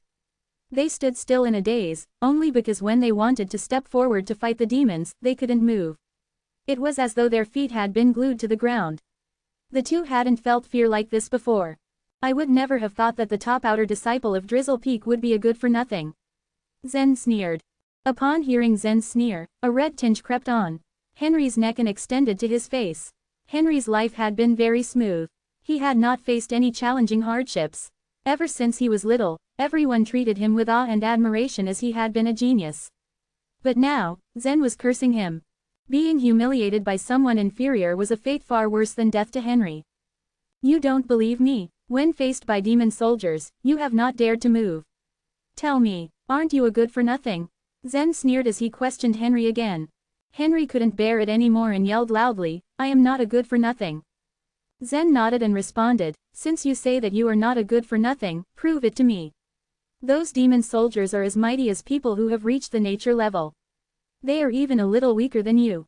Fight and kill them. Even if you die in the battle, it would be better than submitting yourself to the demons without a fight." In essence, human beings had infinite potential. Provoked by Zen, Henry bellowed and unsheathed his 3-foot-long cyan blade sword. His eyes turned red as he rushed toward the demon soldiers.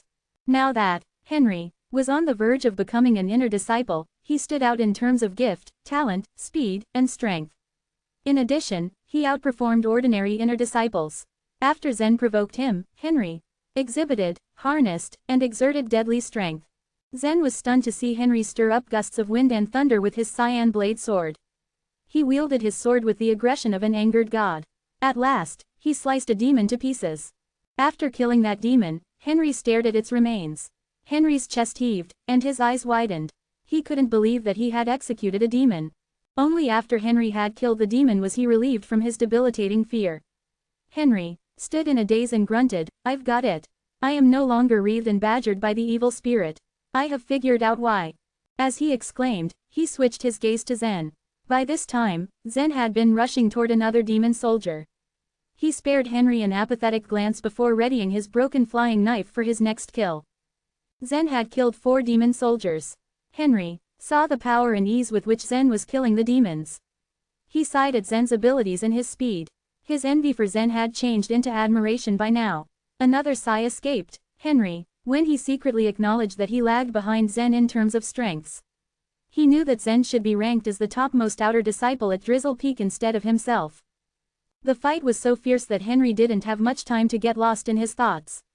Immediately, he invigorated the life vitality inside his body to help the other inner disciples fight the demons. Cleve's sword was a low-grade spiritual weapon. Nevertheless, it was powerful. He wielded his sword dexterously. When confronted with a demon at the very beginning, he swung his sword back and forth 30 times in the blink of an eye. But none of his attacks were to the point. "Didn't you say that you could kill me with only 3 strikes? But I have given you so many chances. Why couldn't you kill me?" The demon shrieked in a human tone as it taunted Cleve. This further infuriated Cleve, who thereby stopped and thought over the matter. He felt as though there were anomalies about this demon as it had moved and dodged much faster than other ordinary demon soldiers. His eyes widened as a terrifying thought flashed through his mind. Cleve whispered, "You are not a demon soldier. You, Gaihu." The demon burst into shrieking laughter. Immediately, many bronze-colored sharp thorns stretched out of its tawny body. In a flash, it became several feet taller. From a distance, it looked as though the demon was as tall as a hill. At the same time, its evil spirit was enhanced. It was more overwhelming than the evil spirit that was emanated from ordinary demon soldiers. Within seconds, it filled up the whole valley.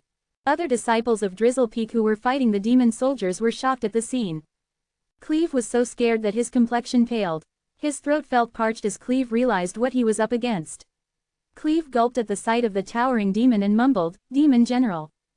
The demon general's strengths were far mightier than ordinary demon soldiers. But generally speaking, demon generals rarely haunted Sky Forest. Their evil spirit was so overwhelming and perceivable that demon generals felt challenged when trying to keep their evil spirit from being sensed by the Imperial Army from the White Emperor City when they hid in Sky Forest. But there could be exceptions. A demon general was standing in front of Cleve, although all people present were confused as to how this general had slipped into Sky Forest unnoticed. "I will kill you even though you are a demon general," yelled Cleve, who, at this moment, understood that he had no other choice but to face the demon general. Unlike Henry, Cleve had undergone the trial for slaying demons before and had ever killed demons. At the same time, he understood that no emotion was more useless than fear. Deep inside, Cleve knew that fear would lead to his death faster. At the thought of all this, Cleve summoned his courage. With a deep breath, he swung his sword against the demon general with the greatest strength he could exert. As Cleve's sword cut through the air, streaks of bright white light glittered on both sides of the blade. Others around were dazzled by the brightness to such an extent that they couldn't see the sword. Only the demon general was capable of dodging Cleve's fierce attacks. Sheeing, vzzzzt. A loud, crisp noise was produced as Cleve's sword clashed into a bronze-colored sharp thorn. The vibrations from the clash traveled through Cleve's arm. A shooting pain jarred his nerves before Cleve felt his arm go numb. Gosh, Cleve realized that something terrible was going to happen. The Demon General was waiting for this chance to counterattack. How could it possible for the Demon General to make it easy for Cleve to escape from his counterattack? Before Cleve could take a step back, the Demon General extended one of its sharp claws. The claw hooked Cleve's sword, and with one swift movement, the Demon General pulled the sword away from Cleve. As a result of the force used by the Demon General, the sword arced through the air and embedded itself into the ground. Cleve stared at his sword in dismay as it swayed to and fro. It had been dragged out of his hand by the Demon General with such force that it had landed far from Cleve's reach. Before Cleve could think of a way to defend himself, the Demon General extended another claw and aimed for Cleve's chest. If he was unable to dodge in time, the claw would slice Cleve's belly open. A malicious grin spread across the Demon General's face as it prepared to kill Cleve. However, before its claw could slash Cleve's chest, the Demon General roared in surprise and stepped back. He withdrew his claw like a streak of lightning. In the next moment, a broken flying knife sliced through the air between Cleve and the Demon General. The Demon General's claw would have been chopped off by the broken flying knife had it not been withdrawn in time. Cleve was stunned by his narrow escape. This Demon General was not scared by his low-grade spiritual weapon, but why was it fearful of that broken flying knife? Cleve couldn't help but ponder upon this mystery. When Cleve turned to see where the knife had come from, he noticed that Zen was standing nearby. His arm was still extended as though he had just thrown the knife. Regret flashed in Zen's eyes. How cautious and agile it is. My flying knife even didn't hit him, sighed Zen as he straightened himself. The Demon General glared at Zen with its ugly and evil eyes. Fear was reflected in the Demon General's eyes as it yelled in a shrill and horrible voice, You are different. Chapter 99, Blood Splattering. Almost all inner disciples, including Cleve, thought that the outer disciples could not kill demons and that they had been selected for their courage. In their opinion, the outer disciples were a burden to them. Nevertheless, according to the rules of Cloud Sect, an action team tasked with killing demons must consist of 5 inner disciples and 5 outer disciples. Before they set out from Drizzle Peak, Cleve and the other inner disciples had discussed how to treat the outer disciples during the mission. Cleve had never imagined that an outer disciple would save him during the task. He had no idea why the Demon General was afraid of Zen's broken flying knife instead of his light-splitting sword. Since I'm special, will you let me go? Zen asked the Demon General as he reclaimed his broken flying knife. Of course, not. The meat of special people is more delicious, replied the Demon General before sticking his tongue out of his fanged mouth and licking his lips. Ha ha ha. The Demon General laughed contentedly as if he had tasted Zen's flesh. Then the Demon General ignored Cleve and rushed toward Zen. Seeing this, Cleve emitted a bright silver life vitality from his hand and directed it to his light-splitting sword. As if ordered, the sword flew toward the Demon General. Cleve knew that they had to work together to kill the Demon General. Otherwise, they would all die. However, the Demon General was not flustered by Cleve's attack. He dodged the path of the sword with ease. Then several bone spikes emerged from his back and deflected the sword. A Demon General was much stronger than an ordinary demon. Cleve and his teammates were faced with a life and death challenge during this fight. Zen carefully observed each movement of the Demon General. He knew that if he missed even the slightest detail, it would mean his death. The moment the Demon General rushed toward Zen, Zen directed his flying knife toward the general. Unfortunately, the Demon General was much faster than Zen had estimated. Zen saw he avoided the circling orbit of the flying knife at an extremely high speed. The flying knife didn't meet its target. Zen gritted his teeth and decided to give the Demon General a knockout blow. He awakened the Cyan Dragon in his mind, which now had more than 100 glittering scales. As he rushed toward the Demon General, a tremendous force surged from Zen's body and focused on his fist. Zen's body had already been refined into a spiritual weapon, so he could bear immense power. Had such power been carried by any other humans, they would be destroyed by their strength before they could release it. Bomb! A booming sound echoed through the forest when the two fists collided. The force with which Zen clashed with the Demon General turned all stones around them into dust. Zen's eyes widened as he felt himself being pushed back dozens of feet. He dug his heels into the ground to slow himself, but the reaction force was so tremendous that a heap of soil piled up behind Zen. Ever since Zen's body had become a spiritual weapon, there had been no refining effect on his body when he clashed with ordinary people. However, the demon general's punch awoke the warm currents. Zen closed his eyes as the currents flowed through his body, enveloping him in a comfortable feeling. According to martial arts practice, it was necessary for a cultivator who had been a half step into the nature level to strengthen his belly and cultivate life vitality. Strengthening the belly would enhance the endurance capacity of one's belly to bear the life vitality. After a refiner had overcome this challenge, he could begin to cultivate his life vitality. While the warm currents flowed into Zen's abdomen along the main meridians of his body, he felt as though a flame had been lit in his belly. He knew that these warm currents were strengthening his belly.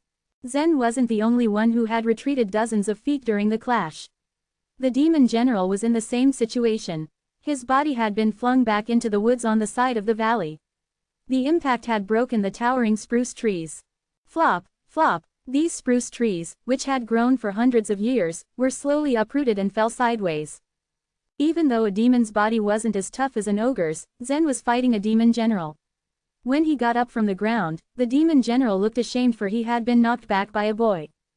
Though the demon general observed that Zen was special at first glance, he hadn't thought that Zen would be this powerful. From the strength competition just now, the demon general judged that the boy was stronger than him. The demon general lumbered toward Zen. The ground trembled with the weight of his heavy feet hitting the forest floor. The demon general was so annoyed that he forced his way through the spruce trees, breaking them with a swing of his mighty arms. As he neared Zen, the demon general emitted a powerful, frightening evil spirit. Cleve was shocked by what he had witnessed. Even Cleve, who was considered to be strong among other nature creatures, believed himself to be much weaker than the demon general.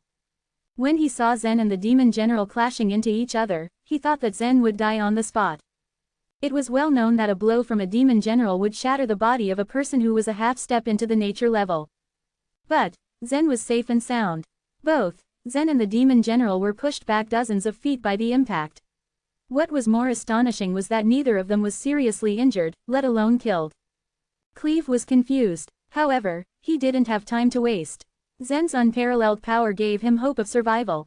But when Cleve saw the demon general was returning while Zen was still lying motionless on the ground, he despaired again. If the demon general had punched Cleve, he would be unable to get up. Zen was at a much lower level than Cleve. Perhaps he had been too optimistic when he thought that Zen would be able to stand and confront the demon general again. Cleve wasn't aware of the real reason why Zen didn't get up. As soon as his belly absorbed the warm currents, Zen jumped up and leisurely stretched his body. The strength of the demon general was precisely what Zen needed to cultivate his body further. "Good guy, come on," said Zen humorously, as he watched the demon general make his way back. Zen, of course, had hoped that he would exchange a few punches with the demon general. With the warm current generated in his body by the power of the demon general, Zen would be able to strengthen his belly and then cultivate life vitality sooner. After the initial collision, the demon general figured out Zen's strength. Thus, he no longer underestimated Zen. Zen noticed that the demon general was emitting thick evil spirit from his brown skin. 2 additional bronzed bone spikes also sprouted from his arms. The demon general roared and rushed toward Zen. He had intended to impale Zen with the 2 bone spikes. As the demon general neared, Zen stopped abruptly to avoid the bone spikes. Zen dodged just in time, and the demon general missed him. Humiliated again by his failure, the demon general smiled cruelly at Zen. He opened his fanged mouth and released a deafening roar. Then a dozen bronzed bone spikes sprouted from the demon general's chest, back, and arms. Zen realized that the demon general was going to make it harder to dodge by sprouting additional spikes. Although he reacted quickly, it was too late. A bone spike was already close to Zen's chest. Zen had no time to evade properly. With no other alternative left, he twisted his body to avoid being stabbed in his chest.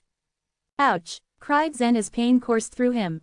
As Zen had twisted his body to evade the spike, it pierced his shoulder instead of embedding itself in his chest. Using his bone spike, the demon general lifted Zen into the air. The demon general released a chortle before stretching his mighty arms and grabbing Zen's feet. So massive were his arms that they looked as thick as tree trunks. Delighted with his victory, the demon general said, "The meat of a special human is more delicious." Ha ha ha. The demon general couldn't wait to tear Zen into pieces and swallow him alive. Seeing this, the other disciples of Drizzle Peak who had been struggling to resist the demon soldiers sank into the depths of sadness and despair. They knew what this situation meant for them. Once Zen and Cleve were killed, the other disciples wouldn't stand a chance. Unquestionably, they would all be devoured by the demons. When Zen had collided into the demon general, everyone was surprised as he had survived. Seeing that he hadn't been injured gave the disciples a glimmer of hope. But their hope was dashed soon. At that moment, a sly smile danced on Zen's face. Although demons were stronger than humans, they were not smarter than humans. The demon general was surprised to see Zen smile. However, he dismissed the anomaly by telling himself that Zen was completely under his control. So he focused on tearing Zen's body. Swish! The broken flying knife flew toward the demon general all of a sudden. Of course, it was Zen's knife. Zen had hurled his broken flying knife just before the demon general's bone spike stabbed him. Now, he gestured with his fingers and directed the knife to return to him. "Ah!" exclaimed the demon general as he saw the broken flying knife. The demon general reacted quickly. He shook his body to ward off the broken flying knife with his bone spikes. With the demon general sufficiently distracted, Zen now had the time to release his second attack. He closed his eyes and focused. A soft yellow light appeared between his eyebrows. The light shaped into a long thorn and flew toward the demon general's head. Ow! Stabbed by Zen's spiritual thorn, the demon general bellowed painfully. Distracted by the pain, he had no time to notice the broken flying knife. The flying knife hit the demon general in the chest. At the same time, Zen placed his feet on the demon general's body and pressed the bone spike down with his full strength. More than 100 dragon scales lit up at once. Zen quickly channeled the infinite power to his hand. Kurik! The force used by Zen snapped the demon general's bone spike. Before the demon general could recover from the pain, Zen pulled out the bone spike from his shoulder and thrust it into the demon general's head. Ow! Ow! The unbearable pain forced the demon general to his knees.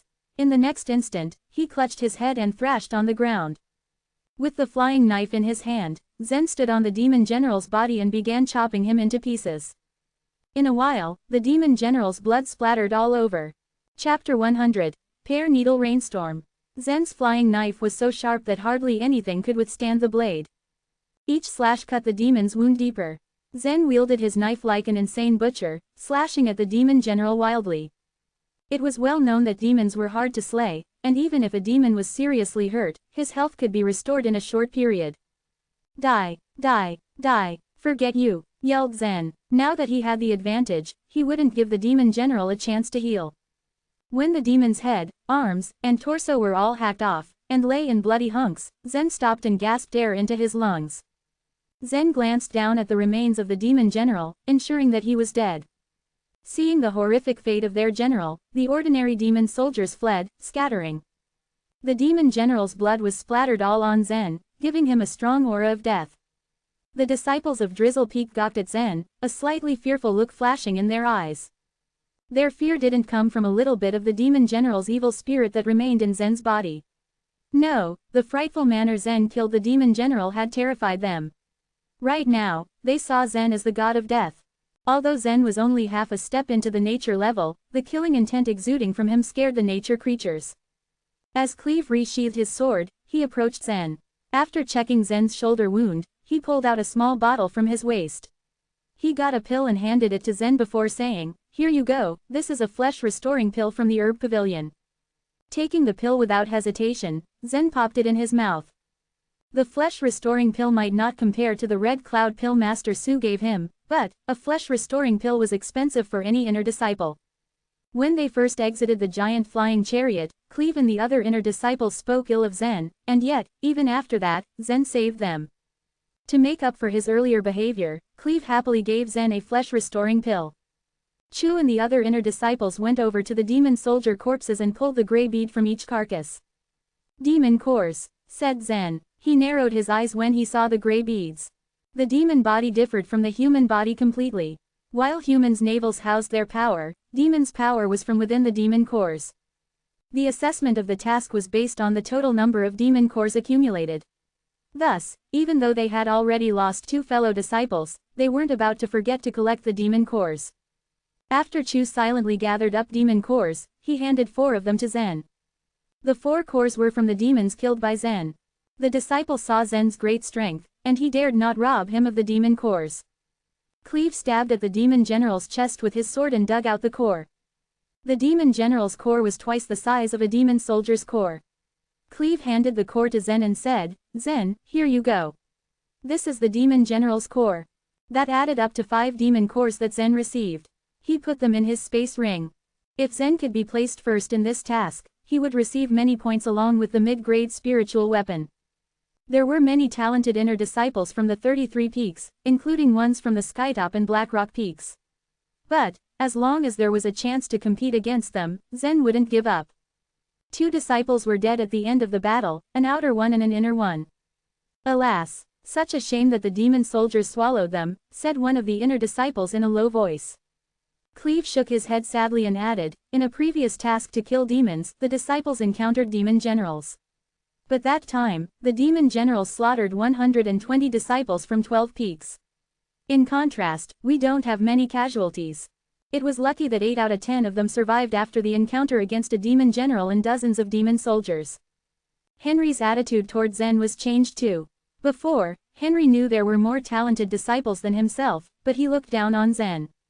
Now, during the task of hunting demons, Henry learned a good lesson and recognized his weakness. That was a discipline of sorts, honing Henry's personality. After the remaining 8 cleaned up the mess, they moved on. The disciples' mentalities were changed. Before the encounter, the inner disciples saw the outer disciples as a burden. Now, it was accepted that Zen should be the team's leader. Even Cleve agreed. Trudging on through Sky Forest until the sun set behind the distant mountains, they didn't meet any more demons. "Demons hunt at night. Let's find a place to rest," suggested Cleve, walking to one side of the line of disciples. Zen nodded and said, "You're right, and it isn't suitable for us to wander around at night." "There's firelight ahead," shouted Guri. Looking ahead, the team saw a bonfire burning in the distance. Since there was a bonfire, it meant other humans, maybe disciples from the Cloud Sect's other peaks were there. Now that a demon general had appeared, the team was very prudent. If they were with disciples from the other peaks, they would be safer. So the team walked in the direction of the bonfire. As the group neared the bonfire, they unexpectedly heard the sound of a trigger being pulled burst through the air.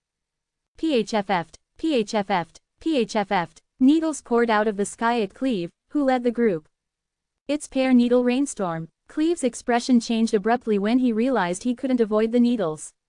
He unsheathed his sword quickly to protect himself. Nevertheless, Cleve's defense still had gaps, and too many needles flew at him to block.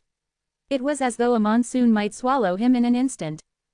Since each needle was highly toxic, if any jabbed Cleve, he would be dead soon after. A blur of a figure appeared in front of Cleve. It was Zen.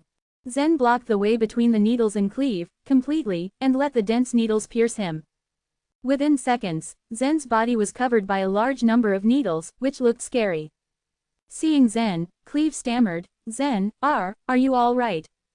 Zen reached up, swiping the needles off his body, and with a smile, he calmly said, "Yes, I am fine.